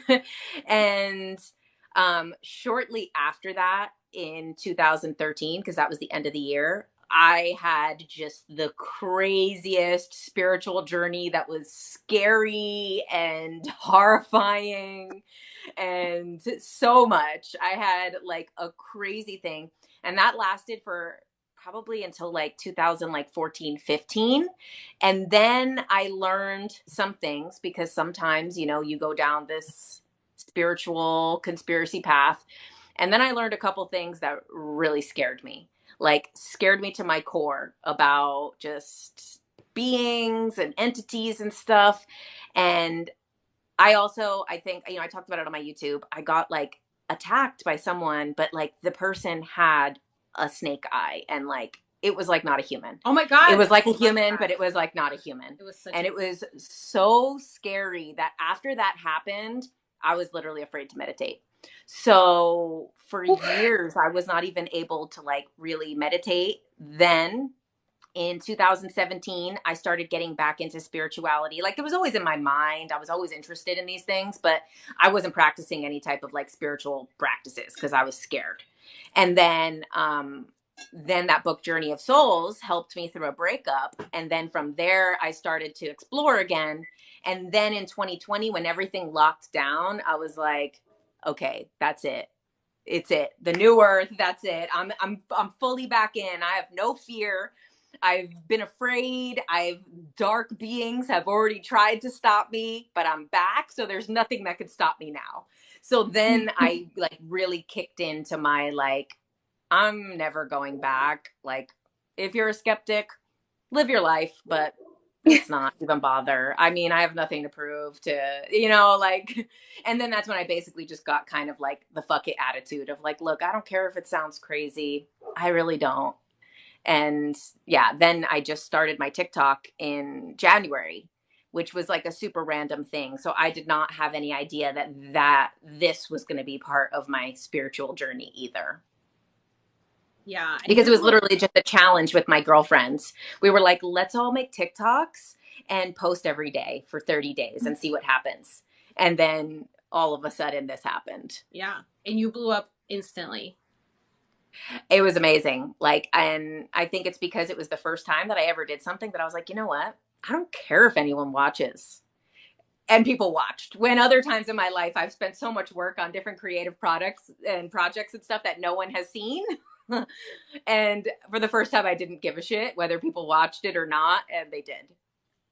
I think when you just follow what you love to do, you do. I'm going to follow you back once I get off this live, because I'm afraid I'm going to leave when I touch something again. I know we all need to get each other's numbers so we can all meet up when we're back in California. I come home in 2 weeks. Oh my God. Yeah, we need. And then it'll be right after the ayahuasca study too, so that'd be really cool. Oh my God! I'm doing ayahuasca for my birthday, which is May 20th. So that weekend I won't be here and I won't be posting because I got to disconnect for 3 days. Are you going to Peru? No, I'm doing it in San Bernardino. I wanted to originally go to Costa Rica, but I don't have my passport yet. I just applied for it, so eventually I want to go to Costa Rica. I see. I think they had done Peru, like Machu Picchu, Amazon thing. Oh yeah, but the shaman that went is Peruvian. Yeah, the shaman that went there's from Peru, and he's been doing it for like 30 years, so it'll be good. I'm so good. Wow. I'm so excited. Someone had asked about remote viewing from the CIA. Can I tell you this crazy story of, is this HIPAA? I'm not going to say the name. It's not HIPAA. It's fine. Ooh, hold on. This is CIA. No, it's fine because it's declassified now. So you guys heard of the CIA declassified docs gateway process? Mm-hmm. So I read it, right? And I feel like I'm a good manifester. Sometimes I walk into work, I'm like, surprise me and delight me. I want to meet this person today. And then I freaking did. So I read someone the gateway from the document. So yeah, so I think I was in Washington, D.C. No, I was in New York, and like the UN and stuff was over there. So I had read the documents, the gateway process. And I was like, this is crazy. This is blowing my mind right now. Like, this can't be real. This is unreal. Can't be real. So, like, journaled, and I was like, all right, like, just introduce me to someone who can confirm or deny this, right? I just came to do the brain scan, and I was like, yo, that looked like it hurt. And he was like, no, I didn't really feel anything. And I was like, I'm looking at you and I'm hurting. Like, that looks painful. And he was like, no, they teach us not to feel any pain. And I was like, how do you teach me? Like, where? Like, what do you mean you don't feel pain? So he was like, I'm going to tell you, but don't laugh at me. And I was like, okay. And he said, I just say in my mind 55515. And I 55515. 55515. Have you guys seen the documents? I've skimmed through them because Oh my I've God. used them for one of my videos, but I didn't read the whole thing. I only read about like the Devil's Tower made a stuff. Google Doc on the whole thing. If no one wants to read it, I have a Google Doc and I put notes on it. This is my stuff right now. And let me know if I'm talking too much, by the way. Because... No, we love it. So the gateway process has this workbook. Let me see if I can pull it up for All you. these people in the comments opening the gateway. And it's literally here. So it's an actual document that's released by the CIA. It's the Gateway Intermediate Notebook, Monroe Institute. So you go down. This is the thing. It teaches you how to breathe, teaches you how to meditate. Sorry. So this is actually the document, how to do it. So I gotta go find it. Oh, right here. Daily tools for your physical waking life. And then this is the one he was talking about. I'm sorry, does that, to reduce pain signals. Do you guys see that? Or is it blurry? It looks clear, but it's just a little small for my I can eyes. read it. You're gonna have to read it. Look with your closed eyes at the part of the body which is the source of pain signals. As you look, repeat in your mind the number 55515. Do you guys see that? Or is it too blurry? Right here. The 55515. When you do these two things, the pain signals will slowly reduce until they are no longer important. Oh my God, I should do that for headache right now. He said, repeat in your mind 55515. So we're just basically codes. Everything is a code, like the energy of the word 5, 5. And when we measure the frequency of each word, because each word is really, really important, the way that the energy comes out, they're like the sonics of it, right? It's a frequency. So 55515 is a code. And for whatever reason, that code reduces pain signals. This is released and approved by the CIA. And I literally have a Google Doc that this is... Because it's hard, it's hefty. I'm like used to reading like medical journals though, so it was easy for me to make notes on it. So if you guys don't want to like do it, I have it for you. Oh, I definitely want to link the Google Doc. So if you have a link tree in your bio, you should definitely link it on there or create a link tree so that we can get it on there because we definitely... Or you could just read the doc, but I just kind of like make it into like we would like your notes. Yeah, we need it in layman's terms for sure. Although, you know what I will say? So the guy... sorry, go ahead. No, I was just going to say something real quick about, you said how we're codes and frequencies, because I discovered binaural beats back in like 2018. I had a concussion and I didn't know, nothing would take my headache away. And I never heard of binaural beats or frequencies or anything, but I was on YouTube and I was like, I need to take this headache away. And I came across like this frequency video, like music, and it was like binaural beats on how to take your headache away, and it like I listened to it and my headache was gone like that. And I have now a whole entire playlist on YouTube on like frequencies on like my stomach aches, my headaches, like allergies, literally anything. And then I manifest love, I manifest money, I like listen. I want to make a lot of money before 528 hertz, right? Yeah, there's there's like all the different ones. I don't know like all of them by heart, but I have a whole playlist. And when I'm like, I really need to make money tomorrow, I just fall asleep listening to the money manifestations. I've even listened to like the weight loss one and I lost weight. I'm like, this shit works because we really are just like frequencies. Yes. Wow. Yeah. That's it. Yes. I used to, sorry, I'm going to cut you off. I'm so excited right now. So nuclear medicine's basically like radiation. I used to work for cancer research.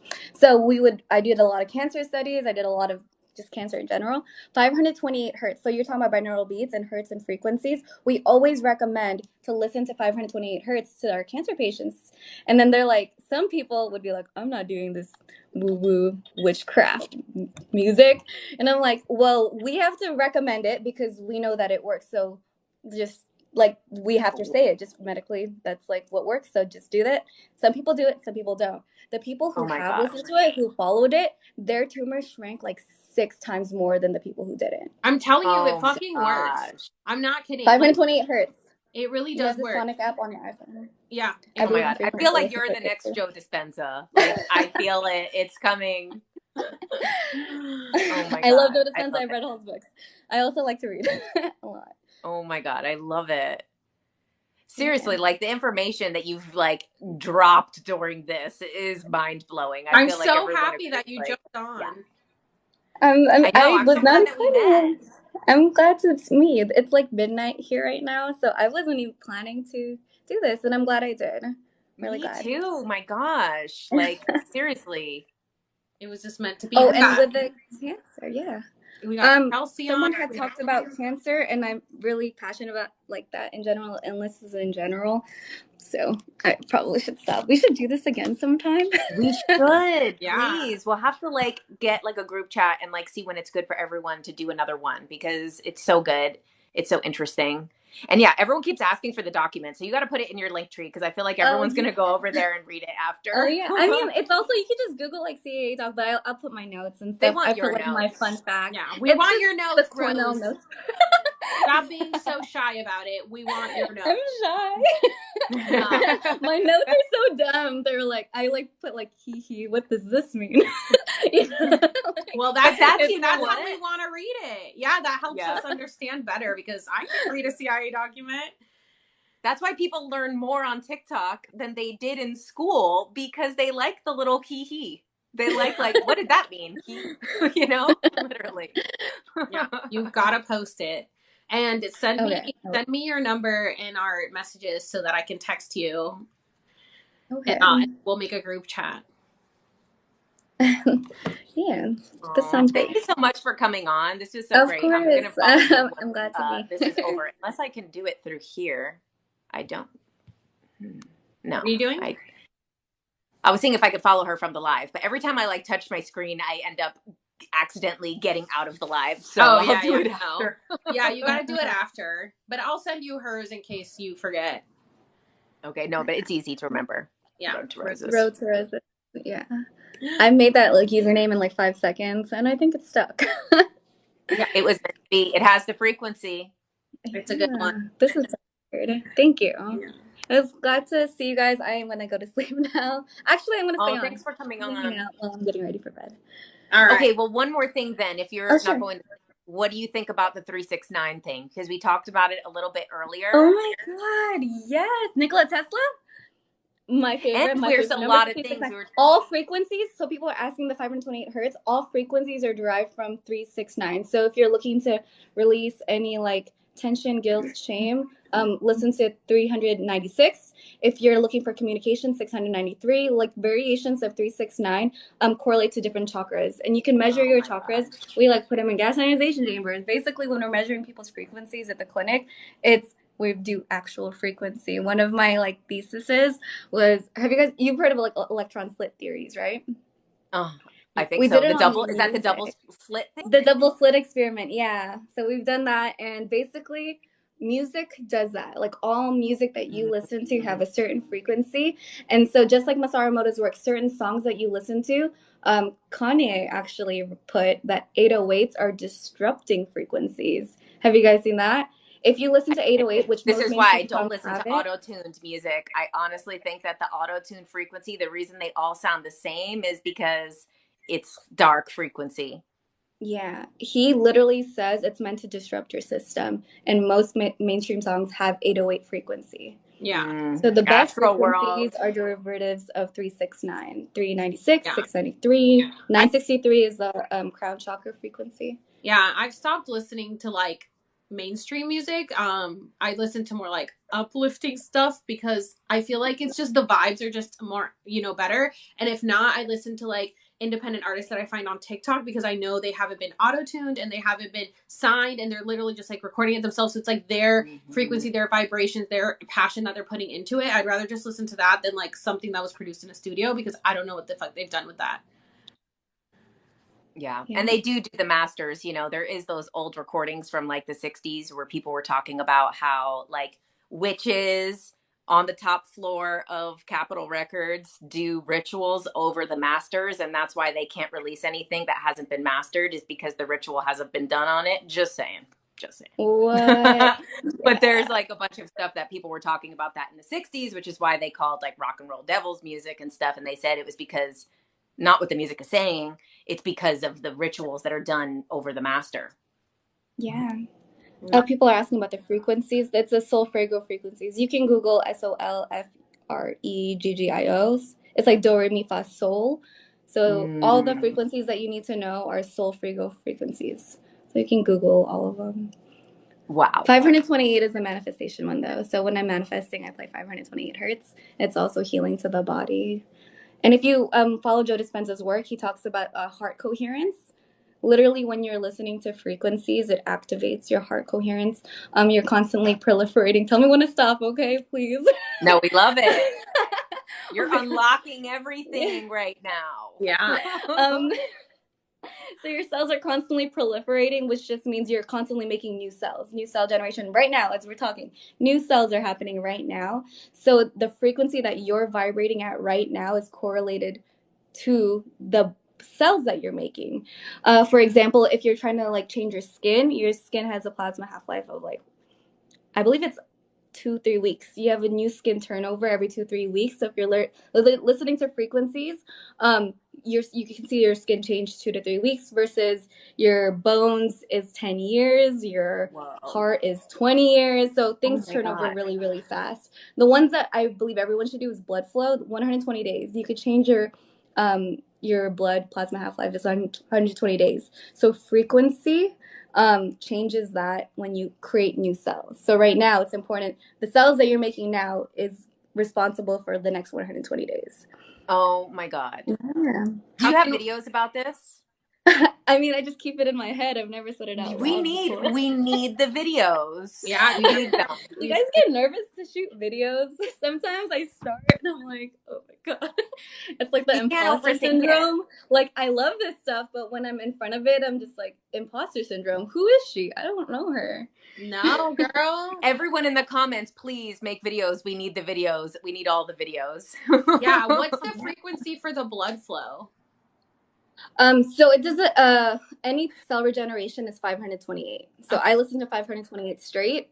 You can Google like 528 music. If you even Google Solfeggio frequencies, SOLFREGGIO, it gives you a list of what the frequency is and what it does. And they're all derivatives of like sacred geometry because we're all like geometry. Wow.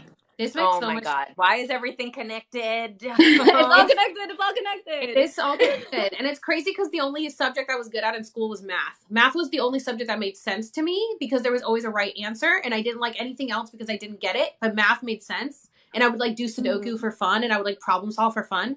So I'm like, this makes sense to me because I like numbers and connecting the dots to everything back to numbers. Yeah, we're all little algorithms. Sometimes when I think a negative thought, I literally say in my head, like, cancel, cancel, cancel, delete, delete, delete. And then I rewrite the thought. That's from the Jose Silva thing, the Silva method. That's one of the things that they teach you in that style of meditation. They say, like, cancel, cancel. Yeah, that's where I learned it from. So every time, you know how so it's you hard to did, manifest? oh my God, you did the Silva method too? I love Yeah, I love it. I love it. This is my stuff. I've never had to say it out loud, so I'm so happy I found you guys because I never get to say this out loud without thinking I'm like weird. This is unbelievable stuff, though. It's unbelievable. And seriously, you need to put it in videos because literally, like, we all need it. I need to watch it and process it, and like everyone in the comments is like, please save us, help us. Yeah. It's cool because the science behind it is new. It's happening right now, and it's amazing to be like watching it happen. Like, oh, can I join you guys? Yeah. Yes. You definitely have to make the videos and like let people know that there is science behind it because so many people are so skeptical about it. And it's true. Like I've personally experienced it. And when I found out about binaural beats, I was telling everyone and everyone's like, wait, I want to try it. And then they're like, I literally listened to the money manifestation and my aunt the next day sent me $500 out of the blue. And I'm like, wow. Yeah. She was like, here. And every time I just listen to it, people just start sending me money. They're like, I just felt inclined to send you money. I'm like, okay. Well, I manifested this. So these were the binaural beats. And like, I had no idea what binaural beats were. I didn't know we were frequencies at the time in 2018. And so I just started telling people, I'm like, I don't care if it's weird. It worked for me. It healed my concussion. Like, I just, yeah. Money is the fastest thing to flow, by the way. Abundance, like, it's the easiest way to flow. I know that sounds very, like, hard to believe, but money is the easiest. Like, think of all the words that we use for money. Like, cash flow. Like what are derivatives of the word money? It's like all related to water. And so I mean, again, hidden messages and water, it flows. It just flows. And the people who don't get to keep monies are ones that, like, money likes to flow. So if you hold on it for too long, it'll slip from your fingers. So Yeah. I've noticed Wow. I that. think money is love the it. easiest to manifest. Yeah. I've Not noticed like that saying too. it like privilegely, by the way. Just Yeah, no, but exactly. And you're right. It's like banks, liquid banks, assets, liquid. flow, make it Yeah. rain. Yeah, make it rain. Like all of these, even like slang for money is still all water related. That's so crazy. Exactly. I never even thought about that. But it's so true. So it's the easiest to flow. Yeah, anytime I used to worry about money, I always felt like I didn't have it. And then once I just stopped caring, I moved here with less money than I have now, and yet my bills are more. Everything is more. Everything has gone up, and I'm working less than I used to, and somehow my bank account keeps going up, and I don't know how. I'm like, I haven't lost a single dollar I've gained in the last 2 years, even though I keep having to spend it. And so I'm like, it just comes back to you. It likes to be spent. It likes to flow. It likes to move. It does like to be spent. Yeah. It likes to move around. But the people who like saving money, that's not like, you don't save water, you know, like you drink water, you let it flow, you let it circulate, you let it go. Like the TikTok that I made that blew up was like, my house got paid off. And like, where did this come from? I was like $700,000 in debt. Like, I don't even know how to do this. And then someone just paid off my mortgage. And then I got like random like amounts of money, because you have to let it flow. I think a lot of people have resistance, like, and it'll always show in money, like, because it's the easiest to flow. Wow. Yeah, your video about you, your house getting paid off, so many people were so skeptical. They're like, but how? Like, that's not true. And you're like, I don't know. I'm I not can gonna show you. I showed you the freaking the deed. I don't know. Yeah, her house just got People- paid off. She just like got a letter and was like, your house was paid off by like what, the mortgage company or whatever, the loan. Yeah. And everyone was like, who did it? And I'm like, I don't know. Do I tell? Hey, can you tell me who did God. it? Like, I can't call him and say that. Yeah, you have to go really watch her insane. video. She literally was like, literally just said like, I want my house paid off, and then I got a letter saying it was. I'm manifesting that my student loan. Well, I had asked. I had asked for more money, and that one was the side effect of it. Oh my God, that's incredible. Too. When you have a mission, the money comes to you. Like the universe wants to give you what you need.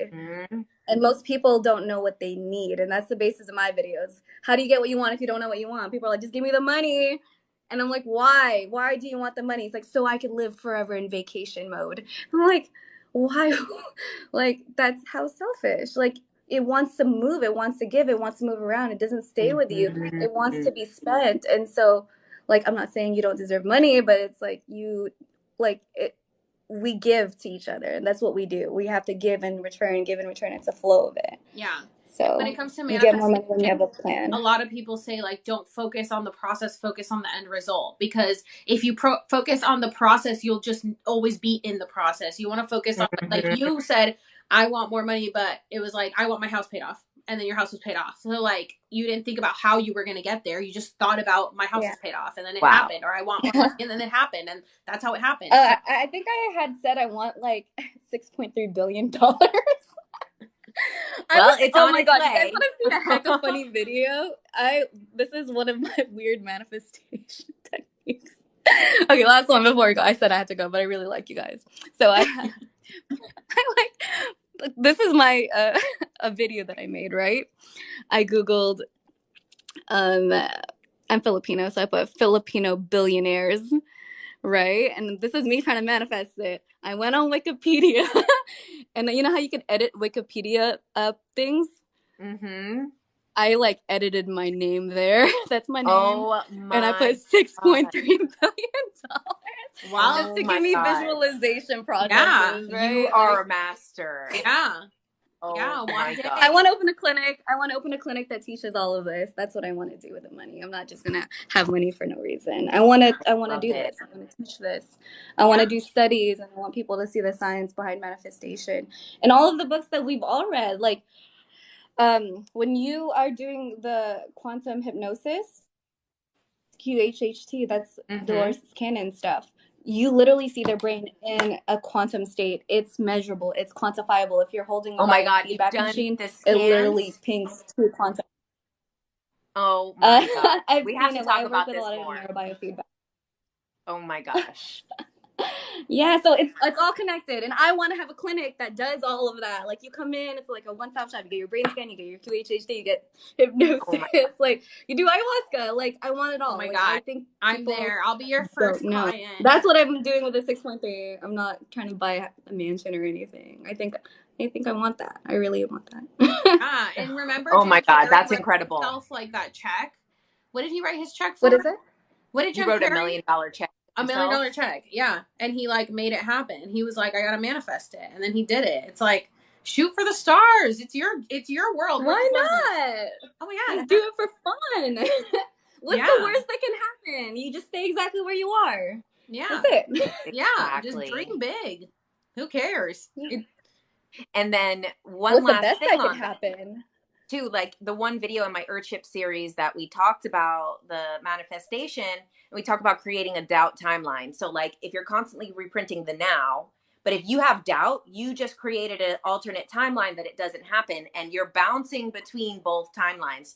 So like the doubt is so dangerous for your manifestation. If you doubt it, it's like literally you created another timeline with the frequency of that thought and emotion of, oh, maybe I'm not going to pull it off. Maybe I'm not good enough. Maybe it won't happen. This is too crazy. I don't deserve it. You literally created another timeline, and now you're bouncing between both. So like you really have to blindly believe. Mm-hmm. Oh, this little thing is so cute. Blindly. I think adding information to, like, I love that we're doing this, because the more information that you have, Joe Dispenza had in one of his videos in one of the books, You Are the Placebo. He had it in one of his books. When you increase your information, when you increase your knowledge, you create a new thought pattern, because you can only, your life is only the way that you think. How can you have and think a different life if you can't think outside of yourself? So the only way you think outside of yourself is to read a book, listen to podcasts, increase your intellect, because once you increase it, the doubt decreases, because now that you have the proof behind it. Because if you're living in your own mind without the context of other people, like, you only have the information in your brain, you're going to create the same life over and over and over and over again. Yes. When you pick up a book, it gives you new thoughts, and you're like, oh, I could think this way now. And then the more that you read, the more that you expand your knowledge, you can only think those new thoughts, new possibilities, new opportunities, and you're creating new, instead of the same old thing that you've been thinking your whole life. Yeah, So I think about that all the time because of my shift in 2020 is because I started learning from other people, especially with TikTok, was learning what other people had to say. And like, I resonated with it because it was always in the back of my mind, but because I was made to believe a certain way, I just forgot about it or pushed it off to the side or suppressed it. And then I was like, wait, I can do this. Like, I can believe this. I don't have to stay in this mindset forever. And people come on my, TikTok and are like, how do you know this? You know so much. I'm like, I'm learning every day just as much as you guys are. I'm taking in so much information and I'm just sharing it with you guys. And to me, it's like, I had no idea that other people didn't think this way. Because to me, it's like critical thinking and like just a normal thought process. But then people are like, oh my God, it makes so much sense. And I'm like, yeah, it does. And it's crazy that like we just choose to stay in our boxes when we could just think outside the box. Right. And your belief system is just specific to you. So whatever you believe, that's who you're going to be. That's your life. That's your life. And that's why And the if you don't skeptics like are your only life, hurting themselves. The skeptics are literally only hurting themselves. They're being dicks in the comments and they think they're hurting I other know. people. Oh, that's but why they're it's hard to make literally videos, by hurting. the way. They're hurting their own timeline, their own future. That's all that's happening. Yeah, I've had a few people message me since my video blew up and they were like, your video is so stupid. You're so dumb. You don't even know what you're talking about. And I just block them because I'm like, I'm not going to argue with dumb. Like, if you don't want to believe it, then you're stuck on that timeline. Okay. Like, the fact that you took this much energy to go to find my Instagram and then send me a message shows how pathetic you are. Like, you really it just shows that people are just very unhappy with their situation and they're trying to just, project it to others. So, I mean, I try to have compassion for people, but at the same time, I'm like, you're a dick and you're blocked, Yeah, it's hard for me to be nice to people that are, I'm trying, but it's hard.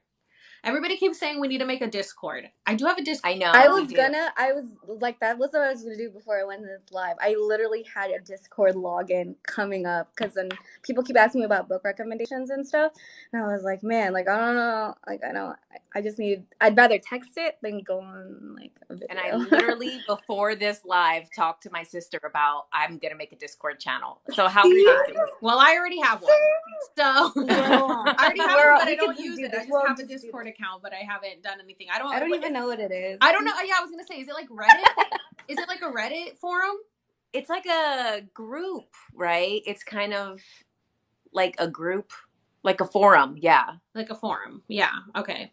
Because I was like, so we're just gonna be typing everything out then? Everybody. I think when people have questions, I don't really know. I was just gonna Google it, like you know. When you don't know stuff, Telegram. I like Telegram too. I haven't heard. Telegram is where the real crazy shit goes down. Telegram is like you go into Telegram and you're like, whoa, I know why this shit is blocked on everything. Telegram gets crazy. Oh, they said there's voice chats too, so we can do voice chat. Oh, cool. So we got to create one because everybody wants to hear all this stuff. So we can just, purge our thoughts whenever they come. I need to condense everything first. I feel like there's too many. Like, where do I start? I know. You have so many books. You have read so many books. I love this stuff. Freaking love this stuff. She showed her book and it was like insane. I think if you increase your knowledge though, like it's living. It's like you get to live a life that isn't just your own, and you don't, you're stuck to your own beliefs. So you really don't have any other beliefs but yours. And if you want to live a mediocre life, that's cool. That's fine. But if you want to be better, you just need new thoughts. You can only do that when you like read, I believe. So part of my prescription in changing my brain scan was reading, because reading is a full brain workout. Uh-oh. Oh, shit. Oh, again, tell me when to stop. So, after we eat, we get sleepy and cold and we don't want to do anything. The blood flow is going into our stomach to help digest our food. That's why it's hard to think after a lunch break, because that blood flow is getting reallocated to our stomach. And if we eat a really big meal like Thanksgiving or Christmas, then we pass out and we don't want to move. That's because more blood flow is going into our stomach, so it starts pulling from our extremities. Same thing happens when you read a book. Instead of the blood flow going into your stomach or read a book, play a video game, watch TV, whenever you're honed in on something, you ever realize when you're working for so long, time goes by like this, and you're like, oh, I forgot to eat. That's because more blood flow is going into your brain, which is inadvertently putting less blood flow to your stomach, and your stomach's producing gremlin. Gremlin's a hunger hormone, so you're not putting anything here, you're putting all up here. When you read, it increases and circulates the blood flow in your mind. So It's not just, yes, you can learn knowledge, but it's like, most of it is inflammation. This is inflammation. Just like if I punched you in the shoulder, it's going to start bruising up and getting big. It's trapped energy. It's just trapped blood flow there. You need to circulate it out. And people don't for so long. And that's where mental illnesses come from. That's where like depression and anxiety, and it's just inflammation of the brain. Wow. I'm really excited for you to make videos about this stuff, because literally it's needed. Yeah, it is. Like, don't get like self-conscious or anything. Like, obviously your account blew up as fast as it did for a reason, and people want to hear your knowledge. Like, we need it, because not everyone has gone to school for what you went for and knows what you know. So we need you to educate us on what to do. Okay, that helps. Oh wow, I'm glad I went here for real. Me too. Really I know. You said you were leaving a half hour ago and we forced you to stay. I know. Because I'm so excited. Like, this is my stuff, and I'm really glad to have found you guys for real. Like, where else can I talk about this stuff from? No, I know. And then we have so many people here that are loving it too, like everybody is loving it too. So it's like, it's amazing. I'm glad that this happened today. Yeah, it's definitely resonating with everyone. So we'll chat and try to get something together for you guys. Like I said, I'm going to save this and I'll send, I don't know if you want it, Joanna, but I'm going to send the file to Jen so that we can put it on our YouTube, the video. And then I'm going to convert it to an MP3 so I can post it on my podcast as well. So whoever. Wait, this one? Yeah. I'm going to put it, it's going to be really long. It's going to be 2.5 hours, but whatever, if people want to listen. Oh, whoa. Yeah, because people haven't been nobody knew about this live. We decided it today at like almost 4 p.m. that we were going to do it. So it was really last minute. So that way, if anybody missed some of the live, they can go on YouTube and watch it, or they can listen to it on my podcast. My YouTube is Alex Serves, and my podcast is Alex Serves It All, which is only on Spotify right now. I need to put it on Apple Music. And then Jen, what is your YouTube? Is JK? Mine is JK Ultra. Yeah, so just JK Ultra. You should be able to find it on YouTube. Yeah. Okay. And then you've got to start a YouTube too now, Joanna. I haven't Road to Roses. I started the channel. I'm still new to this, by the way. I this is whole new, so I feel great. I feel more confident now. Yeah, but this is very helpful. And because you're in your purpose, and that's the thing, is that when you're in your purpose, it takes off. So exactly. Like you're doing what you're supposed to be doing, and that's why it's all aligning so quickly. Yeah, the weird synchronicities, the ayahuasca trip. That's so cool. The fact that my video blew up that quickly, like, I feel like this is my purpose. I mean, yeah, I feel like I was doing well with my other account, which was Skits. I was doing well with my corporation stuff, which I'm going to still talk about.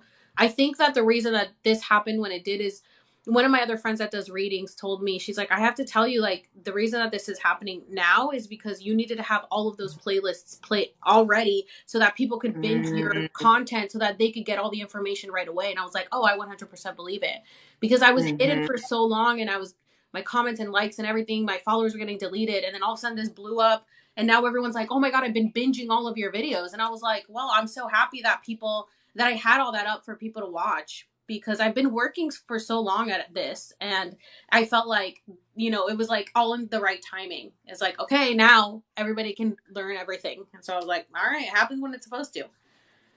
And Chili's is shaking in their boots right now. Oh my God. The followers you've got. The amount of people that have messaged me and are like, how much does Chili's hate you right now? I was like, oh, way more than before. They are scared, because they were already scared before. And they were probably look at my account today and they're like, how the fuck did she just gain 250,000 followers? I'm like, I don't know. I have no idea. I've never seen that. Like I gained 100,000 in 12 hours, I think, or 24 hours. Yeah. It was insane. You literally got like 200,000 followers in a day. It's insane. It was crazy. I was like, holy shit. That's nuts. But it's crazy. Jen was shadow banned during this time, and her and I were talking, and she's like, fuck, my videos keep being under review. Like, they won't post my videos ever since I started my alien series. Like, and then I posted my video, and right away I was like, not like thinking about her being shadow banned. It's just because I was talking about the whole earth shift in my video. And so I was like, oh, if you guys want to learn more, go to JK Ultra's page. And because my video blew up so much, she was able to also gain, what'd you gain? Like 50,000 followers? I think like 25,000 followers in like the last day, which is great because I was shadow banned. I couldn't even post my own videos. And I was like, you know what? The universe was like, nope, not today. You can shadow ban, but you can't stop it. Yeah. And I think it's cool that we're all working on the same things, but in different realms. Like, yes. You're doing the quantum field. Literally, Jen, you're like literally studying quantums, like in a weird way, the spiritual side of it. And then I feel like I know the science stuff of it. I don't know what you guys know. And I think all of us together, and then Alex just pieces together all of the puzzles. Literally, like she's one of the first people to follow me too. And like many people that are in the comments right now, we don't know if in a week they're going to be inspired to do their TikTok, and they're going to be the next one that's like sharing in this thing too. And it's like, that's literally how it happens. So many people have like told me like, you're oh my God, you've inspired me. Like, I got so many messages. I haven't been able to read all my messages in my DMs. So many people have been sharing their stories with me. They're like, thank you for not making me feel crazy. Like, I can't talk about this with anyone. And I'm like, fucking talk about it. Like, I hate that people get so scared to talk about stuff. I've always had no filter. I don't think things through. I just say them. And so everybody's like, my mom hates it. She'd always be like, you don't have to tell people that. And I'm like, why not? Like, who cares? Why do you care so much about people's opinion? Just say it. And it helps other people like come out of their shell. And people are like, oh, maybe I can do that too. And that's why I was so adamant about speaking out about Chili's and all these corporations, because I'm like, somebody has to do it. Like, let's all get together and speak out. Come on. Like, we can do it. We have a voice. Stop being quiet. And everybody's just been so conditioned to just be quiet here. And I'm like, no. So yeah. It's crazy. I just feel like, I want to hug you guys. No. Oh my god, Oh. how much fun. Well, All this right. was so great, guys. Yeah. I think that this is probably our thing is 9:30. We said we'll go to. Yeah. Yeah. Thanks for staying. Yeah, Road thank Of to you so course. much. Roses. Thank you. Thank you for I'm so having me. I glad do that feel like you more had it. confident too. This was needed for me in my Oh, growth and like my videos. Like I feel like I know what I'm talking about, but I just never talked. Yeah, girl, you I've got never said it out loud. you have so much knowledge that you got to share with and everyone. people love it. Yeah. Literally, people are begging for those videos. Yeah. Yeah. Yeah. Ah, I'm so happy. I will do the CIA docs. I'm gonna upload it after this. It's gonna be on my Linktree bio. I'm gonna Okay, do it go right to now. her page and look at her notes on the documents. Yes, please. All right, and then I'll message you so you can send me your number and we'll talk and set something up because Yeah, please. the people want Pleasure to. meeting you, Jen. You too. I know. I'm so glad we met. I have like a million questions for you. So. We can exchange numbers too. Okay, I'm gonna go. Good night, guys. Bye. Okay, good night. Bye. Good night. Oh my gosh, you guys, that was amazing. I'm so happy that she jumped on. What a great live this was. This was Me awesome. too. This was a great I first know. I'm live so for happy. you. I know. My first time on live. It's great. I'm gonna be addicted now. No, no, it was so good. I'm so happy that we made it and nothing went wrong. Thank God. So, I know.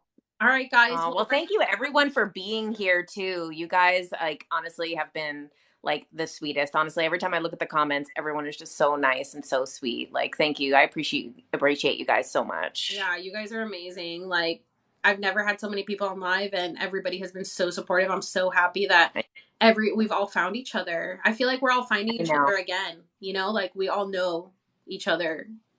And shout out to Chelsea and Davey.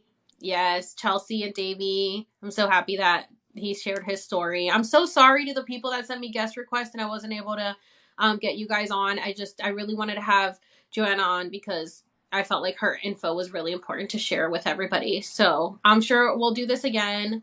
We'll set up another live. We'll let you guys know about it. And then we can have you guys on if you guys want to share your stories too. All right. Thank you guys. Thank you Alex. guys. We'll talk to you soon. Bye. Have a good night. Thanks for being here.